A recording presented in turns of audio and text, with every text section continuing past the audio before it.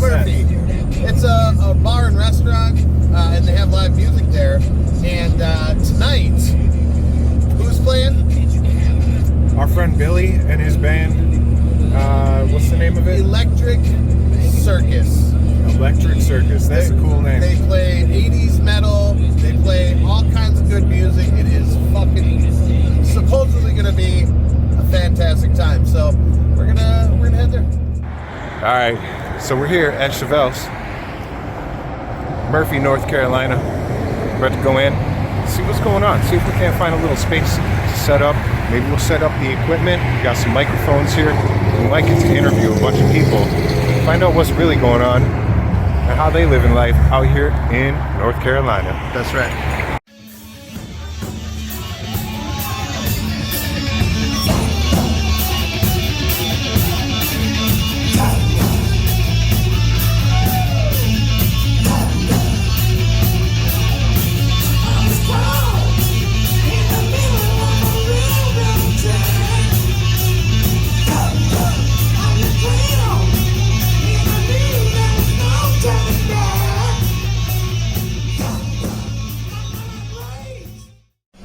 Are we recording? As a matter of fact, we are. Yes. Yes. What we got? Oh, I mean, it was a little bit, you're all wrapped up, don't know what to do. Next thing you turn around and find the person is you. Think a freak might be the thing, but you know this will pass, so just get off of your ass. Anyway, hey everybody, welcome to Savage Man Adventures. Tonight is a very special night. We are in downtown That's Murphy. Right. We're in downtown Murphy, and we are here because we had the opportunity and know one of the band members of Electric Circus. That's right. Yeah, Billy. And he's going to be joining us after they're doing a sound check right now, but he'll come and join us after the sound check is done. And yeah, we'll have a nice conversation. A couple of cold brews, I guess, if one wants to do such things. Tonight's show is brought to you by Shock Top. Shock Top Orange Juice. No, we are not sponsored by Shock Top. No, not at all. But it's a good beer. I tell you what, they can sponsor us if they want to.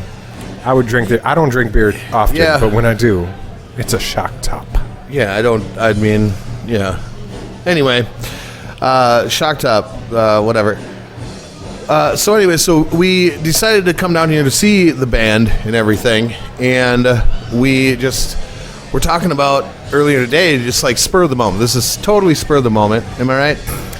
Yeah, we just decided we were going to Today. pack up the We're like, mobile yeah. recording studio. Why not? And you probably seen earlier, we put this all together here. We did a little time lapse for you, so you could see the struggles. It didn't take long. I mean, way longer than 20 minutes, but As long as we took our time. We took our sweet time. yeah, Point is that as long as you got everything packed up, ready to go, you've done your check beforehand. We did preparedness. this. Right. We put all this together in one case. We did a little trial run back at the house, and I got to say, it worked out pretty well. We got our mixer, we got our computer, we got the video right here. That's right. Mobile microphones. Hello, everyone. You'll be seeing us in the park. We're going to interview strangers like this. We're gonna do all kinds of crazy. You know things. those signs you watch videos and there's a person that's like, "Women are stinky. Change my mind." Oh yeah, that guy. Yeah, I don't want to do any of that. I'm not looking for. I'm just really not looking for drama in my life. I'm looking to have a good time. Yeah. Have some good stories and really less like not seeking out confrontation, because I feel like that's seeking out confrontation. Well, that's why what you would do is you would change it to something like, tell me a joke. Egg rolls are awesome. Change my mind. You know. But then you're going to get that one whiny asshole. It's like an egg rolls ruined my life. How could you ever say that? I'm triggered. Jar Jar Binksing it up. Not with egg rolls, man. Man, listen. Egg rolls aren't my favorite. You know? Talk about steak. I mean, I'm just saying, like, a lot of people are vegan. You know what I mean? They'd hate that billboard. Tell me steak is not the best. Change my mind. Like, dude, it's just looking for trouble, dude. I just don't need it. Oh, man. If trouble comes with a side of beef, count me in. It's what's for dinner. Oh, that line brought to you by American farmers and beef cattlemen. Mm-hmm. Send us the beef, but not in any other way but actual beef from a cow. Thank you. What's up, man? I'm just really excited about tonight. Like Chevelles, so we get here, we're trying to figure out how we're going to set up, what table we're going to use, if they're even going to let us do it. Should we just set up and then, make the mistake and then ask for forgiveness, which is the easy way? I totally suggested we just set up, don't even ask anybody. And I thought about it, and I was like, man, I don't know, dude. I feel like we got to ask somebody. And thankfully, we did, because now we have basically a studio space They gave us the VIP, the little bar. VIP This studio is the back lounge. bar, Yeah, it's the back bar. I mean, it's not being tended right now, but it's still a very cool. It's a very, very cool building. You'll see the videos throughout the podcast, walking around and whatnot. So, but I think we should invite some of the cook staff. I mean, I can see it into the kitchen right here, yeah, clearly, Yeah. I'll wave one down, yeah, right in the middle of their work. Yeah. I'm sure they'll love to take a break. They're paid hourly. maybe if they're not super busy, but it's packed out there, believe it or not. So it's real quiet back here, but out by the bar area and where the band's at has got some volume, if you will. We made some guesses on what songs we would hear today. We did not guess Dirty Deeds Done Dirt Cheap. Well, he did say that they would do some AC/DC.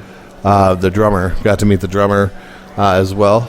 He might come back here for a chat. But, yeah, they're going to do all kinds of things.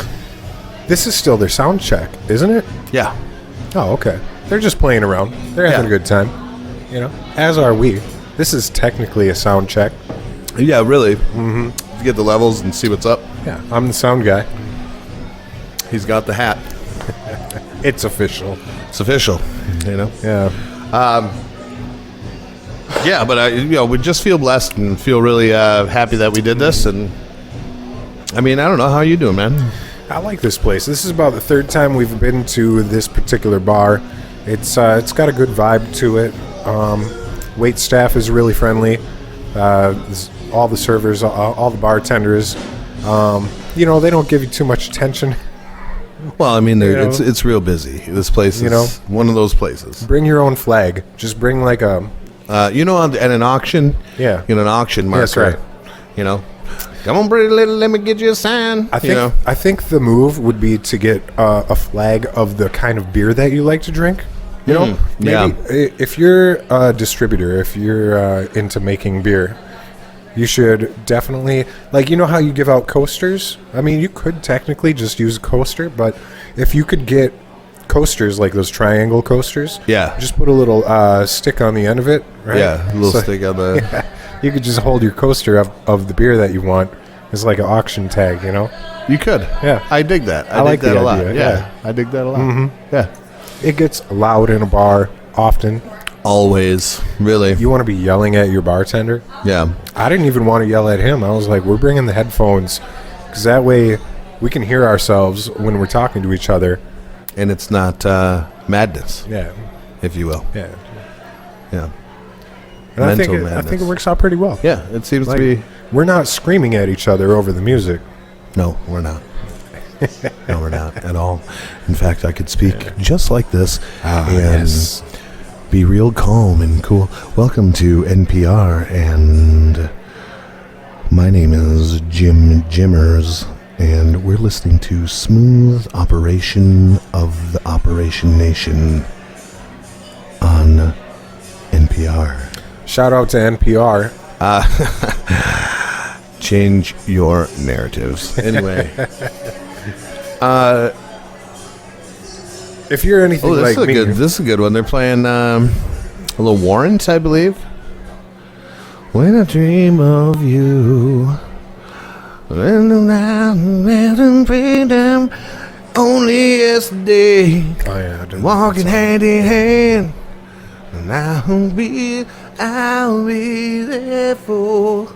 Yeah. I'll be there for you. Is it I'll be there for you or I remember you? I remember you. It's I remember you. all the sleepless nights. Walking hand in hand. Yeah, dude, they get it. I'm excited. I'm of the era, so I gotta take this hat off, man. It's killing me. It's a little warm. Let's see what chat says here. Chat says take it all off. Well.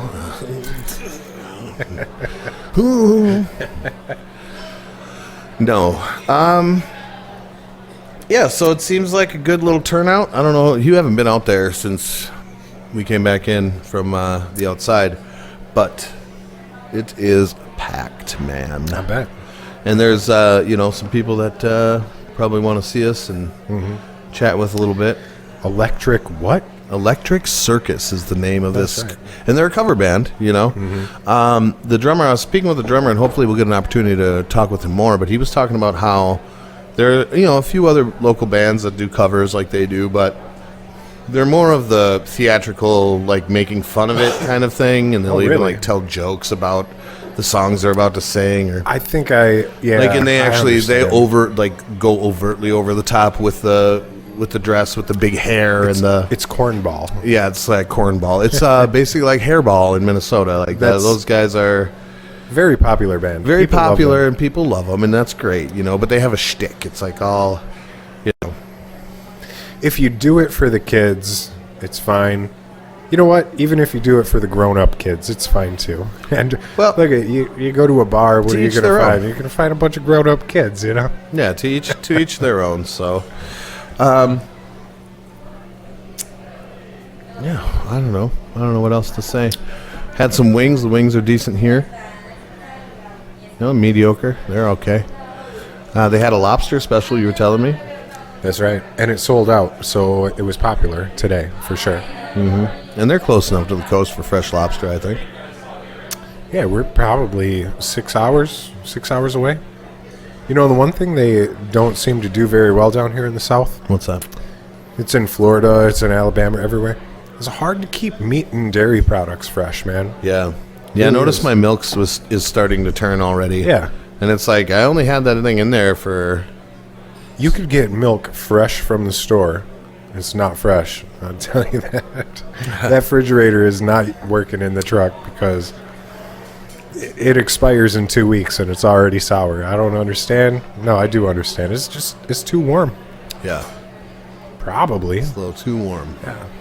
I had this problem in Florida, too. First time I visited there, it was... Yep. No milk I could get tasted like fresh, cold, never been soured milk.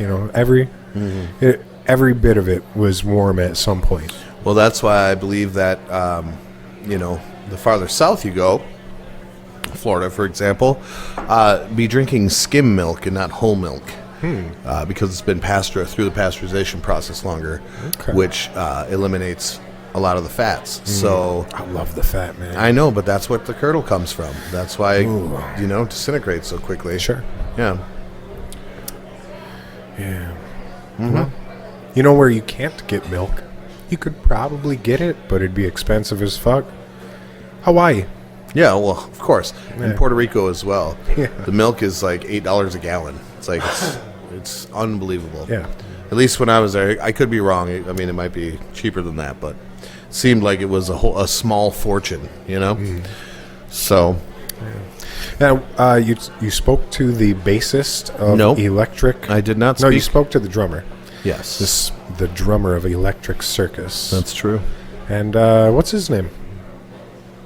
I can't remember. Yeah, neither. I can't.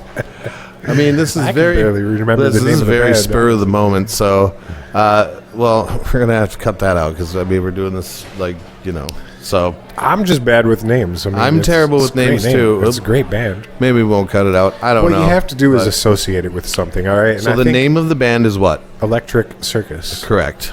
And I associate that with Chuck E. Cheese. Mm-hmm.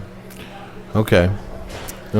Yeah. Like the animatronics. That's right. Yeah. Yeah. Mm-hmm. Before Chuck E. Cheese was a thing in Minnesota, you and I probably went to a place called Circus Pizza. Yeah, Circus. Well, we called it Circus. That was a Minnesota thing. Yeah.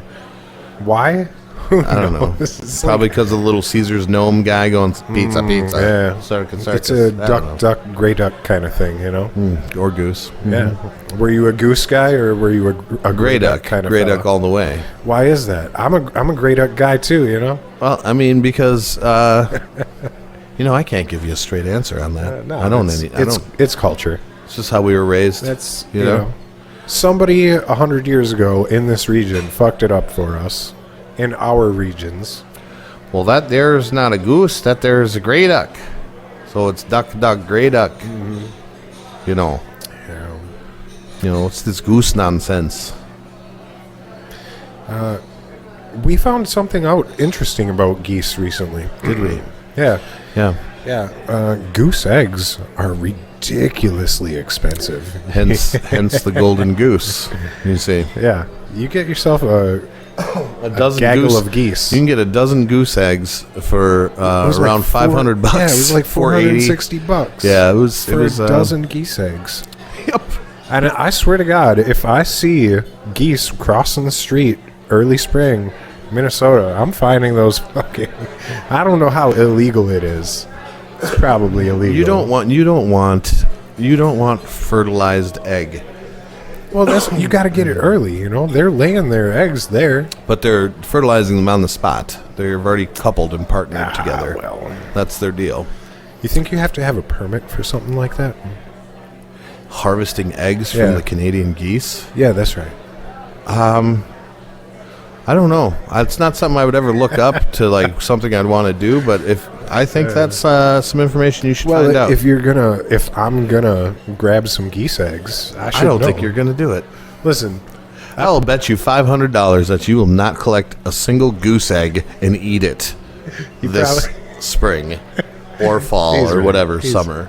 Dude, geese are vicious. Yeah, and that's a whole nother reason why they're so expensive. That's like, dude, they're always partnered together. Eggs. That's why you only get goose eggs really like from the farms that have them fat white geese walking around or gray or whatever. Yeah. You know, the big ones with the big honkers on them. So fat they can't fly. You've had goose before, right? I've had a Canadian goose, yeah, and I didn't. A Canadian goose. I didn't like it.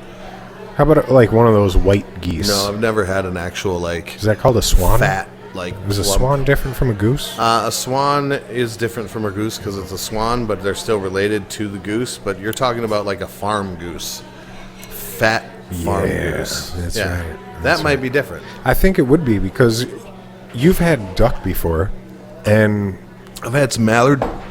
Duck wasn't great, was it? No, but I've also had duck that was the farm-raised duck, which are fat and plump. And, I mean, I guess it was just cooked. It was just raw. I wanted medium rare, and they gave me... They ask you how you want your duck cooked? Yeah. It's not like... Wow, that's weird. I would assume it's similar to chicken, where you would want to cook it thoroughly. It's a richer, denser meat. You know? Okay. So it's more like and it's red. Okay. So it's more like a steak than it is a chicken breast. If that makes sense. Yeah. What's the ribeye of the sky? What's that? The sandhill crane. Is it? Yeah, that's right. The ribeye of the sky. That's what they call it. And if you're saying duck is a little more like red meat, yeah, you got to get that sandhill crane, man. I'm still yet to try it. I was watching. Please invite me to try it. You know, have a cookout. I'll do it too. Yeah. Some whooping crane in there. We'll give you our opinion, whether you like it or not. Yeah, for sure. For certain. Yeah. But anyway, I think I'm gonna take a little break and go mingle. You know. All right. Well, we'll shut it down. Or just pause it or whatever. We're probably going to have an interview with this. We're looking through the window out here, and we got this fella. We're interviewing that guy for sure. He's got a field goal. It's an inflatable hat. Yeah. It's got little field goal posts on it. Yeah. And he's got inflatable rings, right? Yep. And he's basically like a human ring toss game. That's true. I don't know what kind of prize you win if you win. But we'll have to ask him, so we'll see if he wants to come on and Billy. All right. Oh, Billy. What do you say, Savage? What's up, buddy? I appreciate you having me on. Dude, I appreciate you coming on, man. Support your channel. Watch your stuff every day. I appreciate that. Heck It's yeah. like a shit ton. You don't have no idea. All right. So. I like that necklace, too, man. Hey, thanks, man. That's cool as shit. A little Norse action yeah. going on. Hell yeah. I figured I'm coming to a rock show. I gotta spice it up a little bit. I heard you guys on the sound check. Sound amazing. That's gonna be good, man. Yeah. It's gonna be heavy and loud. So what? So you love music, obviously. Yes, sir. What got you into music? Have you it's always been a thing? Well, I didn't even start playing any instruments until I graduated high school because my folks didn't. They were kind of very astute Christian folks, and there's nothing wrong with that. But I didn't have any. My dad was a gym coach, so I was more into sports and stuff like that. But I always loved music. My mom loved it, but I never played anything. And then when I graduated high school, I went right to the pawn shop and was going to buy a set of drums. I had $150 in my pocket, and I couldn't afford the drums. They were too much. So I said, well, I'm not leaving here without an instrument. So I picked up a guitar off the wall, and that's what I started playing about, 7 years ago. Man, that's awesome. Yeah. So you just picked it up. Now, I would assume that you're not a note guy.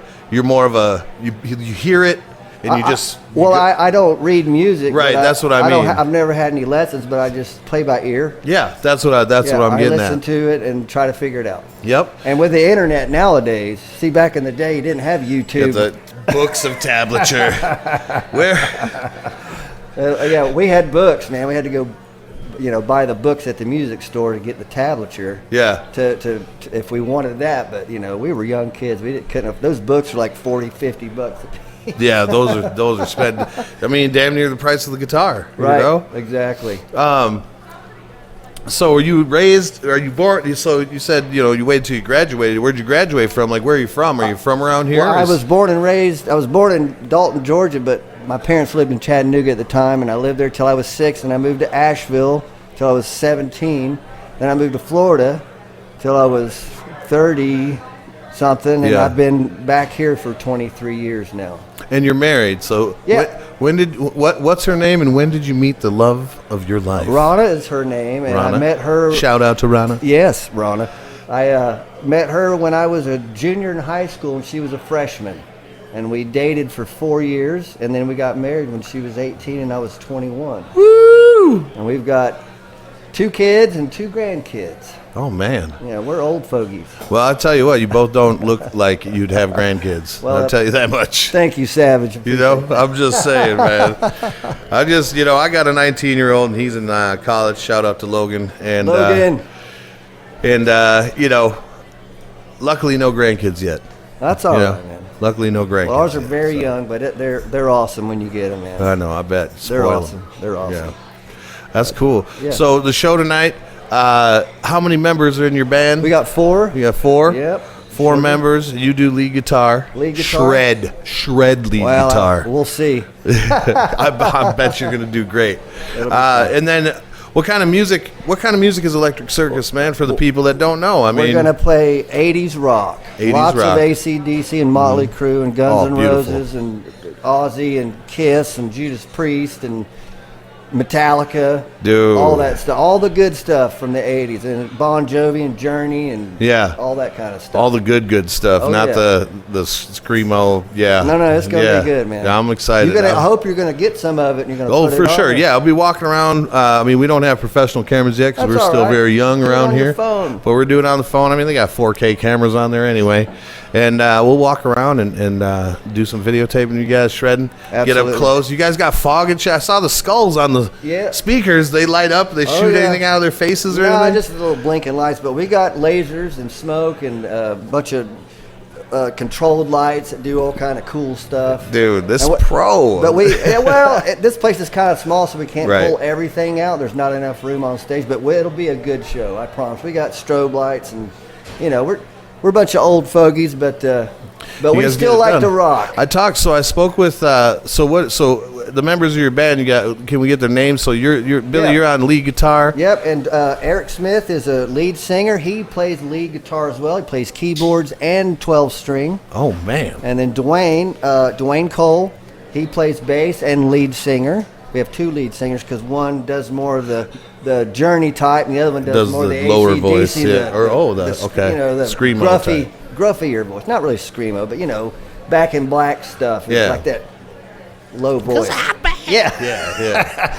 It's hard to get a guy that can do that and then do Journey. It's like really difficult. They usually got to have 2 different kind of voices. So we got that covered. Yep. And we got JJ Collins on drums playing the double bass. I spoke to JJ earlier. Didn't get to speak with him on the mic yet, but he seemed like a real cool, cool cat. Everybody in this band is cool. We get along really good. Yeah. We have no problems, no issues, and we've been together now probably 10 years now.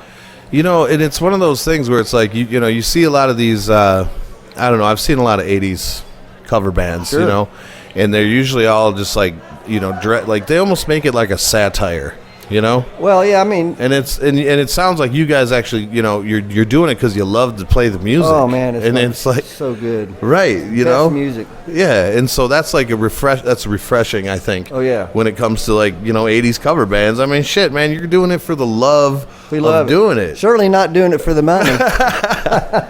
Unless you want to donate. Do you got any Patreons or anything? No, I'm just kidding. I'm just playing with you. I'd give it to charity. Yeah, give it to charity. You know, pass it forward, pay it forward. Yeah, that's right. But hey, man, I won't keep you anymore. I know you got lots of things to do. So we're getting ready to go on. But y'all take care and keep watching Savage Man Adventures. Hell yeah, Billy Wild, everybody. Thank you very much, sir. You're welcome, brother. Take care, brother. We'll see you out there. You got it. That was awesome, man. Right. Woo! How are we feeling? Can you hear me? Can you hear me? I can hear you good. All right. Sounds good. All right, Ronnie. Okay, so welcome back, everybody. We've got Ronnie here, who decided he looked in this door and he was like, "What in the sweet Jesus, Mary and Joseph is happening up here?" Sweet baby Jesus in that manger. Sweet baby Jesus. What you doing out here? What you doing, little baby Jesus? You're supposed to be back there. So anyway, we got to talking a little bit, rapping, as the kids say. I don't even know if they say that anymore, but he was telling me a little bit. He used to be in a band and traveled every state, every single state, except for Alaska. Well, yeah, technically 2. You went to Hawaii though? Or I've played in Hawaii, but it was solo, just for funsies. But dude, that's pretty sick. So tell us, Ronnie, tell us about yourself, man. Tell us about your musical journey. What got you into back in the day loving it? I know you said you got a career now, but so I kind of moved to the United States when I was like 11 years old from the Virgin Islands, like British Virgin Islands, and moved to New Orleans and got into. I mean, New Orleans in the scene, man. So just the music there. A lot of jazz down there. A lot of jazz, a lot of funk, you know, but a really good metal scene too, you know. So I used to host an open mic night down there, and met my now best friends, I should say, and they were like playing some avant-garde shit I'd never heard before, man. My best friend Chris was playing like a 7-string, and I'd never even seen a 7-string at the time. Right. You know, I didn't even know what that was, and I made fun of him relentlessly for like 2 years about it. You need an extra string? What do you need? Yeah, what do you need an extra string for? Not low enough? You know, all the shit that, you know, when I started playing 7-string, I got the same harassment from people too. But it floored me and inspired me to play and practice and like actually try to be good. And we were lucky enough, man. We bought a bus, like put ourselves out there, and we did it. I mean, we hustled. Man, we hustled, dude. We literally. How many years was it? 3.5 years. 3.5 years. We toured nonstop. To hit 3.5, 4 years for every state, man. You guys there was no time for partying or any rest. No, I mean, it's funny, you know, it's like, you know, you think when you're in a touring band, you know, you're going to meet the ladies, like they're going to be like, you know, totally into you, and that may be well and true, but no one's sticking around to the end of the night while you sweat your ass off schlepping all your gear back in your dirty old bus. Nope. So put them to work. Yeah. Well, you know, it's a different time, you know, but but it was like, you know, it was fun. It was a nice little revelation. It was like, all right, man, like when you work, it's work, and it is. You know, I mean, it's not necessarily, you know, especially when you're you know, not as big as the big names. I mean, I mean, you're working for your money. It's almost like almost every art, really. I mean, in a way, right? Like comedians. Oh, You know, same like, thing, yeah. Everybody who's in the arts, man. I mean, in any band that's big, when you see them, Yeah. you don't see that hustle. You don't see the drive that they put in to get to that point. Like, you just see them and you're like, oh shit, they're good. Yeah. And they must have always been good. It's like, yeah. No, you don't. However, you don't know what went into that. they played for Crickets before too, you know? I mean, in the beginning, no one knows you, so they don't know what to do. Right. So what? Okay. So I don't think we even said like what was the name of the band? The name of our band was Evolucid. Evolusive. Yeah. Okay. Evolucid. EVOLUCID. Like Okay. like Conscious Evolution was we were all stoned. So lucid evolution, like Yeah. like lucid dreaming. yeah, we were a little baked, Evolucid. and we came up with it, and we were like, yeah, that'll do. you Yeah, know? that'll It's the early run. 2000s. You have to keep in mind. That'll run. You know what? So it's still on. You said it's still on Spotify. Still on Amazon. Still on Amazon, iTunes. Yep. Elucid. Evolucid. Evolucid. And Evolution and lucid dreaming. the album to really listen to is called Urban Pioneer. Urban Pioneer. Yeah, we have 2 albums, and then one was with a guy that we kicked out. He was kind of a shady character, and we reinvented ourselves, and yeah, that's it. Yep, that's right. Evolucid, the guy with the hoodie, Urban Pioneer. That album was like, we put our heart and soul into that right there. Urban Pioneer album in 2011. Yeah, and that was your guys' was that your last? Yeah, we basically like did that tour. We did a tour, you know, finished the end of that run, wrote that album, recorded it, and then right when we were about to start, you know, our drummer, you know, he wanted to go to school and become a producer, which he did. He's actually a graduate of Atlanta Institute of Music, and he's Good. like doing, you know, tremendous things out in Atlanta right now. Good. And Hot yeah. Atlanta. Hot Atlanta. So now, what do you? So you told me you had a career now. I mean, you don't have to share that if you don't want. But what do you do now? Since you, I work.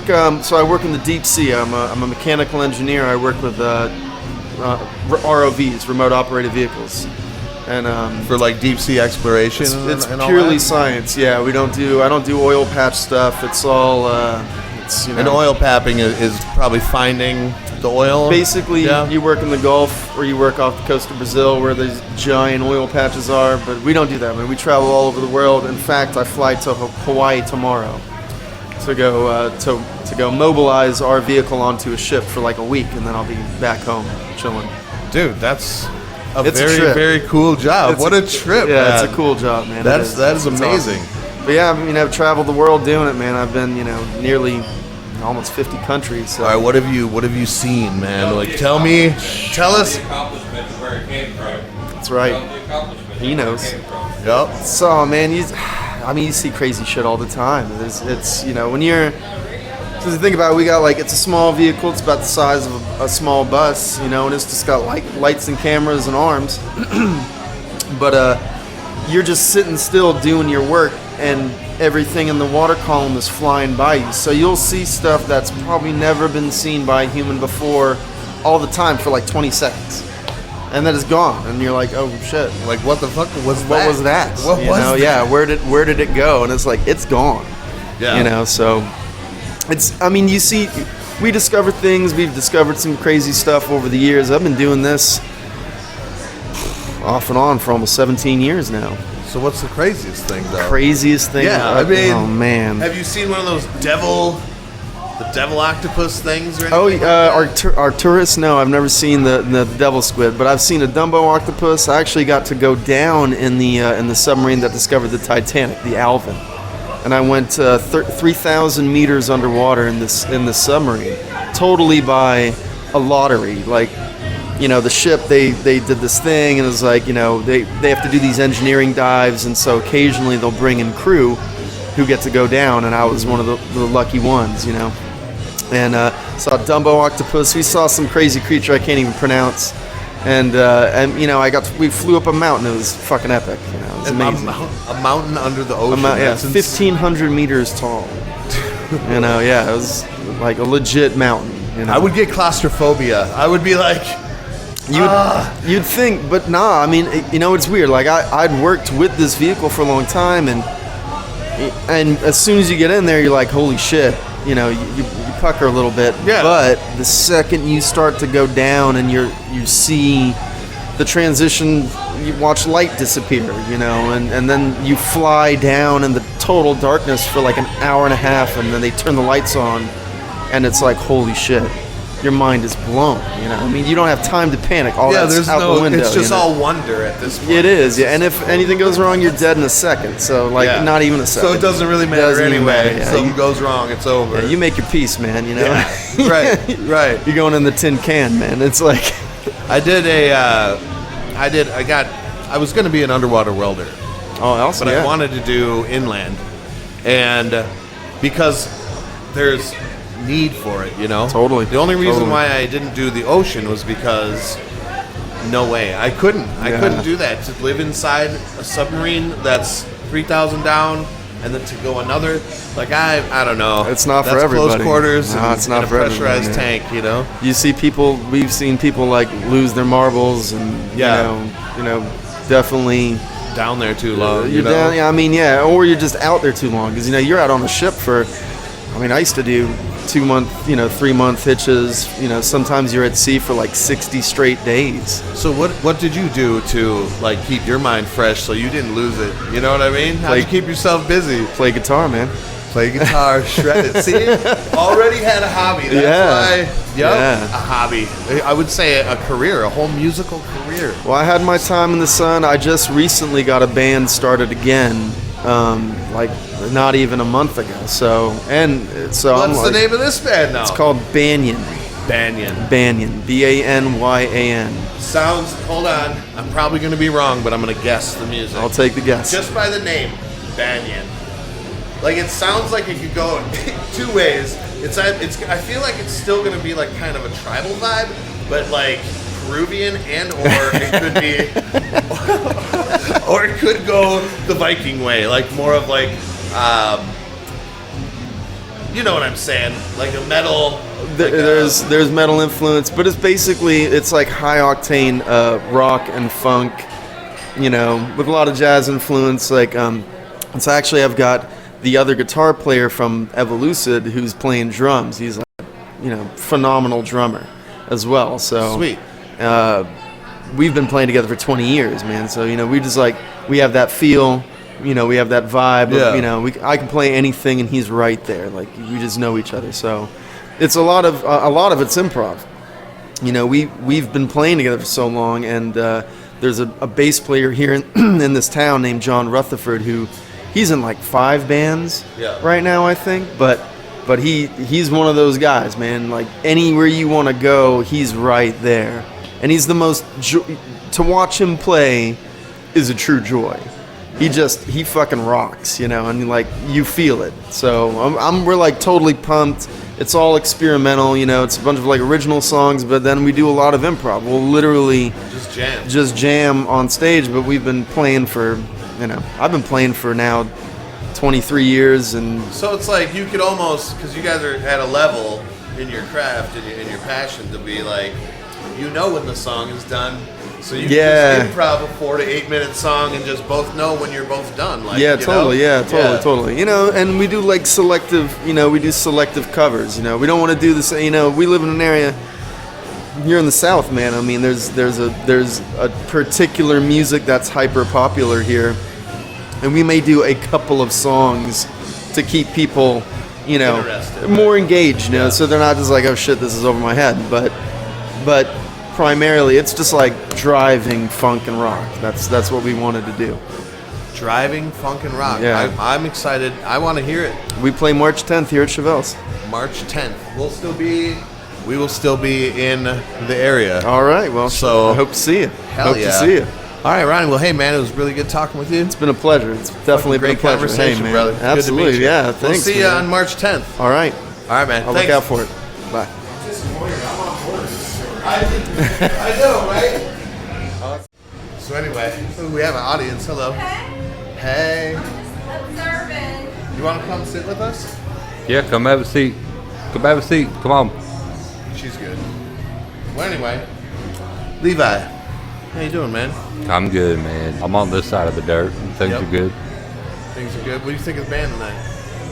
Man, I love this band. They're an 80s band, and really, I was born in 87, bro, so I really don't know too much about the 80s, but I really love to listen to the music that they put out. Hell yeah. Dude, you know what it is I feel like they feel it. You know what I mean? They're doing it because they love it. They ain't doing it because... Man, they ain't doing it because they want to make some money there. No, they're doing it for passion. because they actually love that style of music, and I'm super proud of them for it. I'm proud of Billy. Billy is the best lead guitarist I've seen in a long time. That's Billy Wild. He's a nutcase. He's a fucking nutcase, dude. He's a fucking He's the most nutcase. positive person I've ever met. I He love is, it. dude, and he is such a peckerhead, but he is such a fucking nutcase, and he is always the calmest, coolest, nicest person that I've ever met in my life. He's always very good. Yeah. So what you got, man? So, man, okay, since we're talking about passion, right? We're talking about they do it for the love of it, man. Man, you're an artist, sir. People call me that, yeah. You know what I'm saying? Yeah. Like your passion is what? Is tattoos? I love to tattoo. I love to tattoo. I love to paint. I love to draw. I love whatever, you know what I'm saying, it has to do with art. I love art. So you're an artist. That's what's up. And you have you have a tattoo shop, I understand? I do. Me and my buddy Stretch own a tattoo shop. It's Appalachian Tattoo Company, and I've never been. Appalachia Tattoo Company in Murphy. It is. North It's Carolina. Murphy, North Carolina. We call it ATC, and it is. It has strung out to where I wouldn't have believed how many customers that we have and how many good clients that we have. Man, I'm very blessed. My customers are very well to us, and we try to do the best we can for them. Absolutely. That's what's up, dude. That's good to hear. You know what I'm saying? So, where are you from, man? Where you originate from the hills here? So I was born in St. Petersburg, Florida. I was born in Bayfront Hospital, and then I was there for a couple of shits before we moved down to Fort Myers, Florida, and we lived there for a while. And I've been here since 2008 or 2009, something like that, man. I've been here long enough that people think that I'm a local native, but I ain't. You know what I mean? Yeah, but you've been. I mean, that's one of those things. It's like, how long does it take till? You know what I mean? Is that never the case? You think for people? You know, man, I really think that the way that I've treated people here and the way that people have treated me here, more importantly, the people that have treated me here, I am very blessed. I'm very lucky to have the clientele base that I have and the friends that I have. Even if they ain't clientele base, just the friends that I have in general, man. The people that are here in the North Carolina mountains over here in Murphy, North Carolina, I've been very blessed. I'm very lucky. I couldn't ask for a better group of people to be around, man. I really couldn't. That's beautiful. Every person that I've encountered here, man, is kind. You know what I mean? Respectful. You know, but at the same time, like, and I just maybe am just meeting the right kind of people. You know what I mean? Well, I mean, you're at a place I met where you know? You're at a place where people still hold doors for people when they walk in. That's what I'm saying. You know, and still say thank you and are very polite and do what they got to do to step out of their way to make you feel comfortable in their surrounding. Whether you have lived here for 30 years or you lived here for 2 years, the people here in Murphy, North Carolina, they always make sure that you are trying to feel comfortable. You know what I mean? Yeah, absolutely. It's a blessing. It's scary. It's scary, to be honest with you. It because is different. It is a little different. Minnesota's like that as well, but it's not quite like that. But I have noticed here the difference is, this is where I wish Minnesota people were more like North Carolina people, you know? It's a little more like forward. You know what I'm saying? They're nice. You know, like y'all are nice here and hospitable and all that. But you're not gonna let somebody take advantage. You know what I'm people, saying? It's like I being mean, street smart. Eric Rudolph's from here, bro. Like it's one of those things where the people here love and respect you as much as you love and respect them. If you love and respect them and they love and respect you, then it's good. They ain't got no problems, man. You know what I mean? Like everything is good. Everything is great. And they're really great people here. There is, I can't tell you how many people in this town there actually are, but I can tell you that you don't ever have to worry about politeness or being discreet or anything like that, because the people always here will watch your back and always will take care of you and be as kind as they can be to you. If they've always shooken your hand or if they've never shooken your hand, they're always just good people all the way around. And I'm very blessed to be here. I'm very blessed to be here. It warms my heart talking with you, man. For real. I don't even know why. Oh man, this is just the way that things should go. You know what I mean? Dude, like, you know, people should just be friendly and like let, you know, be all right. It should be like this all the way around. You know what I mean? It should be like this everywhere. You know, steadfast, hardworking. Well, I was just talking with Vicky, and I was telling her, almost everywhere I've been in this country, most people are pretty nice. But her and I both were like, except for Michigan. Michigan people suck. Michigan people, man. Fucking Yankees, man. Fucking Yankees, bro. Anyway, I need to take a break. Yeah, we'll take a break. Take a break. And we gotta go see Billy's band, man. You know? Yeah, we could do that. I like to talk to him for a minute. Yeah, talk to Jess for a minute. Chat with Levi. Thank you, sir. Thank I'm you. a little more tipsy than I thought I was, too. Hey man, you know what? Everybody starting to be is. like, I've been drinking a little bit too. You know what I mean? It is what it is. It is what it is. I've been drinking a little bit too. I know, dude. But What's up, bro? What's up, brother? How you been? I'm feeling these shock tops, that's for sure. Yeah. Yeah, man, Chevelles, you know, it's a good place to be. But there's so many cool bars around here, man. Are there? Chevelles, the Canada Club, the Mason Bar, all those places, man. They're super cool places to be. It's such a small town with such a cool population. You know what I mean? And the people, no matter where you go, the population is always cool, man. Everybody's always at the same place at the same time, depending on what's going on. It's awesome. Yeah, it's like I said, I find this a lot of places actually. A lot of places, if you're a local, you know your local population. Even if you're not a local, like if you're a stranger, you came to my neck of the woods, you'd be welcome with open arms, you know. And I find this around most of the country, honestly. I would hope so. Like, you know what I mean? Like, I hope everybody is just calm and cool and collective about, no matter, you know, there's no boundaries, man, as far as it goes. You know, we went to JJ's though, right? Right? Oh yeah. Been to that? Yeah. So we go to JJ's in Blue Ridge, right? No, it's not Blue Ridge. It's McKaysville. Yeah. And it's like, we heard it was like a biker bar, right? It's kind of like a biker bar. It felt to me like Roadhouse, all right? But I tell you what, as bad of a reputation as people had about it for being like a fight bar, everybody there was just fucking friendly, chatting, having a good time. It was a big old party. Until the end, a couple of locals, they knew each other, you know. You know what, man? History. You know what, man? Honestly, it is what it is. It is what you make it, essentially, as far as it goes. Like, if you go to a bar here locally, everything's cool until it's not no more. You know what I mean? You want to know? Before I came down here, somebody I know that is from Florida. She's like, "Oh, that region is beautiful. This area." She said, "But you watch out.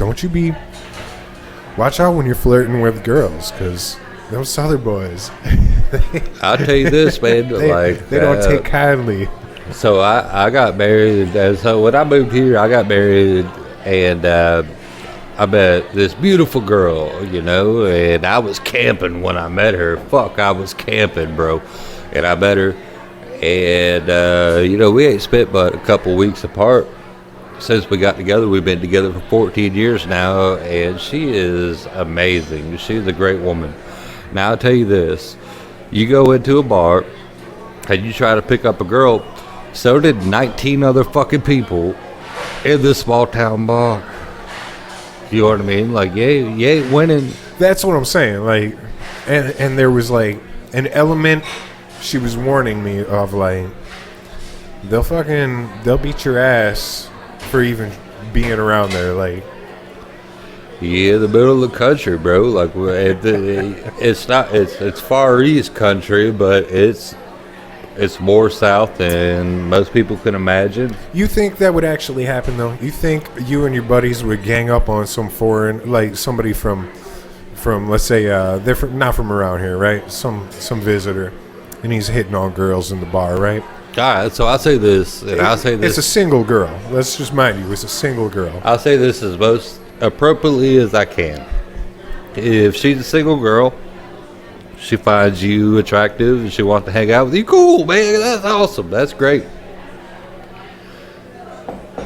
You find a married woman and all her buddies know that she's married. What if she's in the middle, in the process of a divorce? Well, at the same time, Is that a fine line? It's a fine line, man. You know, because here in the country, we fall in love with the family, so you will have to deal with both ends of the spectrum. You know what I mean?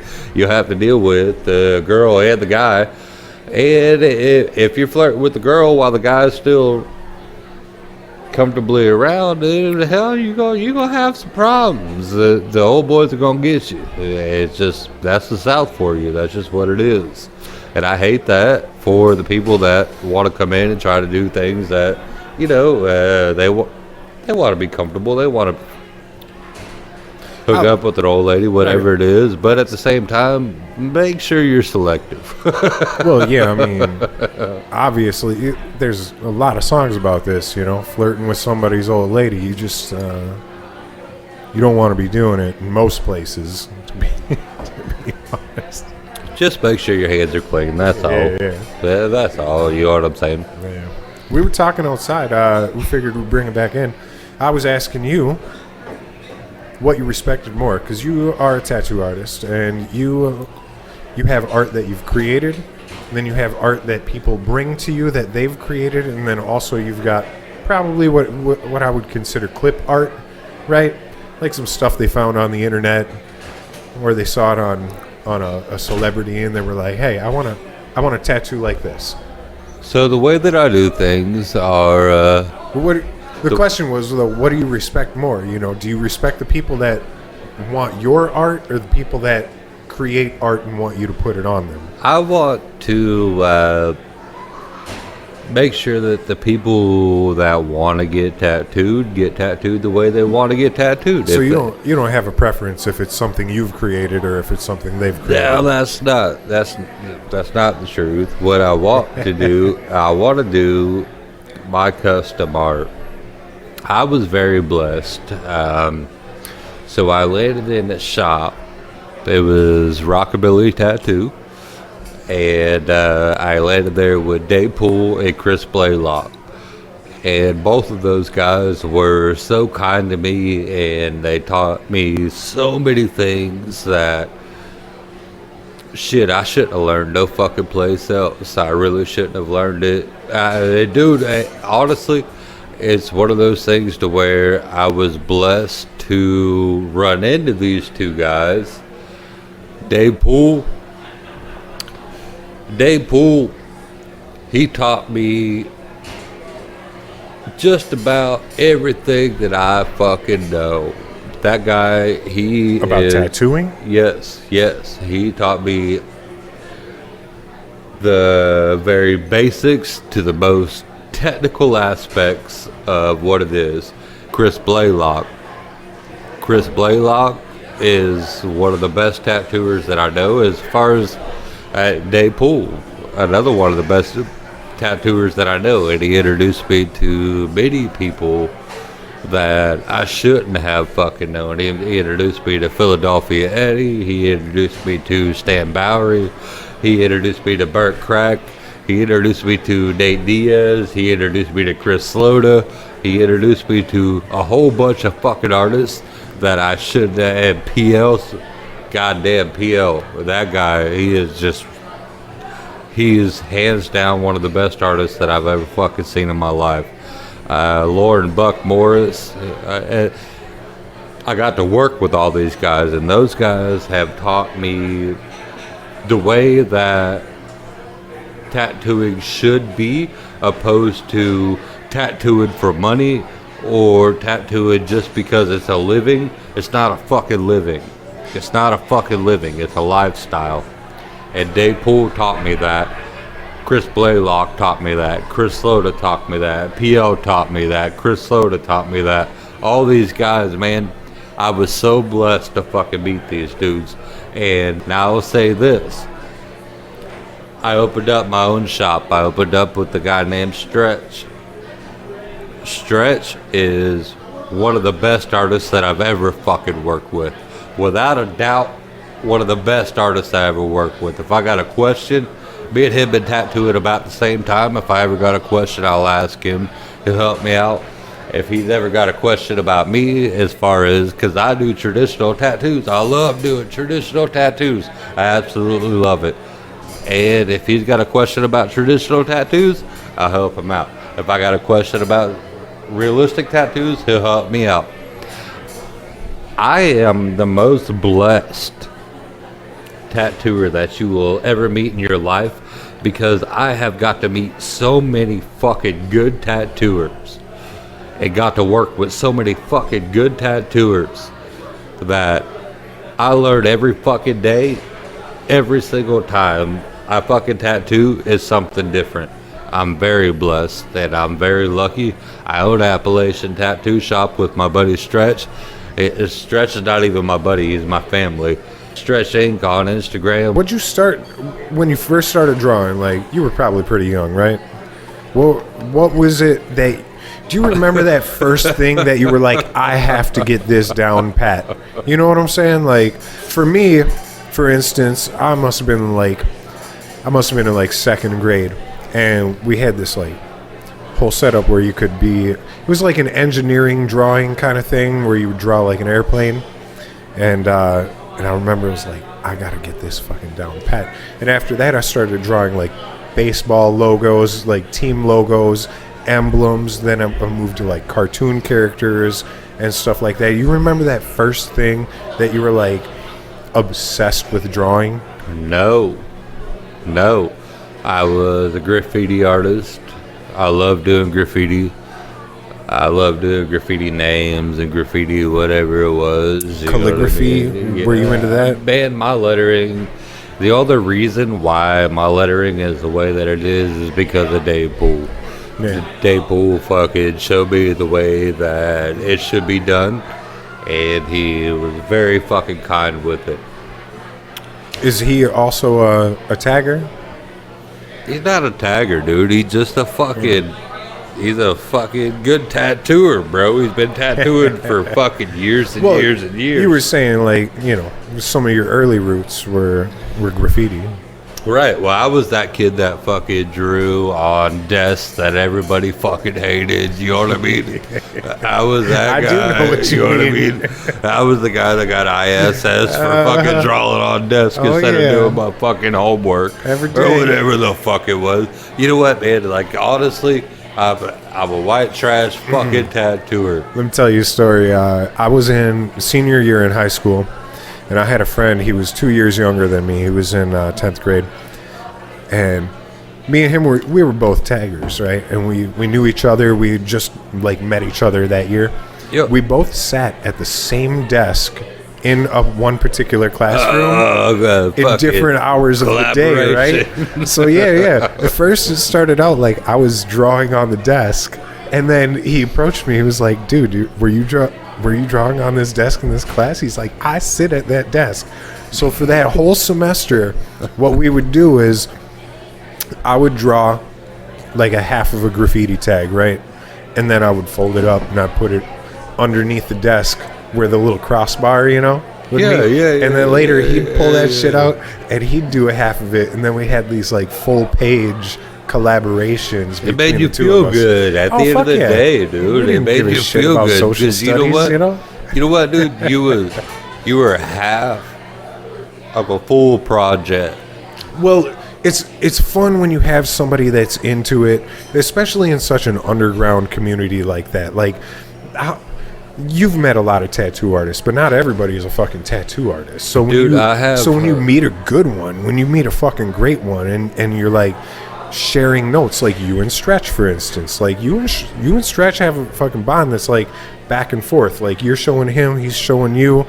Right, yeah, because hey, I do traditional tattoos. He does realism, and when it's time for him to do like a traditional tattoo, he talks to me about it. And when it's time for me to do a fucking realism tattoo, I talk to him about it because there is nobody better than to talk to besides him. Why didn't you tell me before you were into the spray can arts when I approached you? Dude, I bet. You're like, yeah, man, that's cool. Yeah, hey, because you know what, man? It's not about bragging about art. What it is. Nah, I get that. What it is you have your style of art, and I fucking appreciate that. And you may be better than me at that. I'm probably not. You may be better than me at that. Probably not. You know, and it would be great to see that. It would be great to see it. You draw every day. Now, every fucking day. Probably when I was 25, maybe 24, I stopped drawing every day. I probably drew every day up until I was 24. Why did you do that? Stop, man. Well, why occasionally, did you do that? Well, you know how life be sometimes, man. I was on a different kick. I was making music. I was editing music. I could understand. I was doing a different creative project, you know. It'd be like if you switched from photography. But either way, but I still ended up doing it. You know, I still occasionally do it.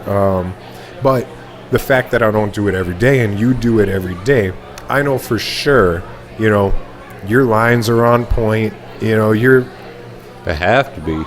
Right, because it's like the muscle memory in it, basically, you know. And if, just like with riding a bike, like, sure, if I got pretty good. I was doing it a couple of years ago. I was drawing every day. I'd take like images from cartoons that I love, like Family Guy, American Dad, right? I'd take little clip shots of the scenes and I'd be like, okay, I want to draw this by hand.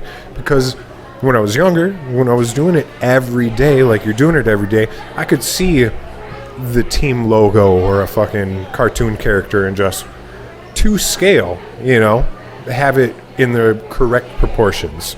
And that's huge. Like, if you're drawing Chili Willy on somebody, if you have one fucking proportion off, it's not Chili Willy anymore, right? Yeah, you done fucked up at that point. You know what I'm saying? It ain't even, there's not even a word for what the fuck you done at that point. You know what I mean?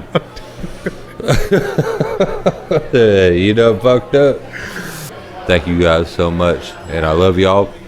Also, I'm putting the mic down right now. Yeah. I appreciate you guys, and it's been awesome. Cheers, buddy. Alright. So, what's up? Hey, man. What's up, man? What's going on? Justin Estes. Justin Estes. I'm Vince Hall. Born in Central Florida. Estes. Raised in Austin, Texas. The homies call you, right? That's how I was raised. Levi. Oh, no. That's my tattoo artist, man. He's the best around, man. Yup. He sure is. What did he give you? Yeah, man. He's got some oranges. Here, I'll take my jacket off. I don't know what to do with this, but I'll show off his artwork. Yeah, of course. He's the best around, man, in the Appalachian community. No doubt. He takes time and precision.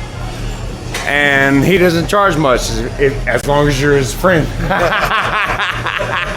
He's like, yeah, well, you know, I did these oranges because I grew up in Frostproof, Florida, and we got a lot of orange groves. And I did the time clock for my son, and that's the it's date stamped. on the grandfather clock there.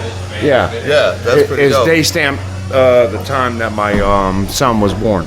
So That's pretty I mean, cool, man. he's pretty live. Yeah. So you're from Florida. I heard you've been through some things. Why don't you tell Yeah. us a little about like what you want to get off your chest, man? What do you want to talk about? You can talk about your story. You can get shit off your chest. Dude, you can ask me anything, and I'll tell you. Ask you. You said you had you. Yeah, you said you had some things you had to. You started going like this. What I want to know is Hey, how does a man make it on his own? Works hard. works Who hard? works hard? I drive for UPS, and just makes it, man. How does a man do that? Does it take investments? Like Oh, you mean make it Like- like out of working for UPS? how does a blue collar man? Every day your money Make is it. worth less, right? So I'm telling you right now. I'll tell you because I was a super blue collar man. I was in the laborers 563 or 593. I'm sorry, in Minnesota, and they're all over. They're Canada, fucking America, North America, all that shit. Anyway, I did that for a real long time, and I ended up getting laid off or whatever, and I ended up getting divorced. Was that off of seniority laid off? No, or laid what? off, like laid off. Yes, and yeah, I was only a journeyman, so So you got bumped. yeah. But I wanted to. I was like, shit, I'll take the winter off, dude. Like whatever. Dude, it's cold out here, man. But, Put this back on, Alright. so I can hear. Yeah. Do it. Fucking. But the point is, I ended up doing some bad shit, whatever, and I ended up having to change my life. You know what I'm saying? And What do you mean? Like I ended up becoming addicted to some pretty heavy narcotics. Okay. And I ended up doing some real fucking. I was like the collections guy for the plug. You know what I mean? Like I was the first level before you get put in a van and fucking.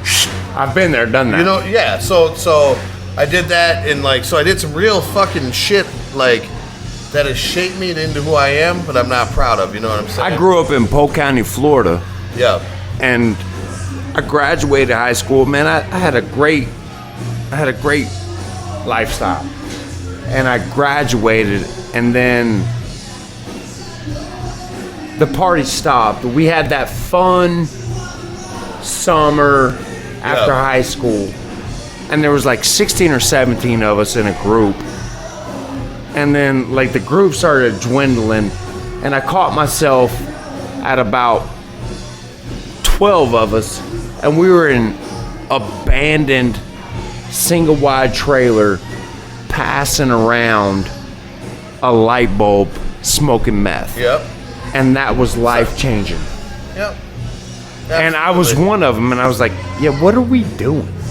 Yeah, absolutely, and it's crazy because like it used to, you know, when you first start that, like you're just saying, it's party, it's you know what I mean? It's fucking great time, and then it always turns into like, dude, I need to fucking stop doing this because my life is ruined at this point because I'm in a motherfucking empty trailer past the fucking bubble. But I think my life is great. But I tell you what, man, you fucking be a normal ass person, Dude, it and see wasn't some great. people doing that shit. You're Yeah. like, what the? Get the fuck out of there! I've never been in that situation, and like, It felt good about it. I mean, like, I was like, When you're so high, it's like, hey, man, when we can do that? I was like, yeah, bro. Yeah, man. You got some Doritos? Like, fuck, I don't know. Let's go to the store. Fuck, you know? Yeah. It came to a low life in life Yes. where I ordered a pizza because we hadn't ate in 3 days. Yeah. And I ordered a pizza and like me and my partner, we took a slice of the pizza, we ate a piece of the pizza, and we was like, yeah, we good. Yup. I was like, bro, we ate in like 3 days. A slice of pizza ain't good. I used to make these big ass meals, like, cause I was fucking geeking, dude. So I'd be Geeking? I'd be baking cookies and shit. Like nobody'd eat. All this shit would just go to waste, thrown away.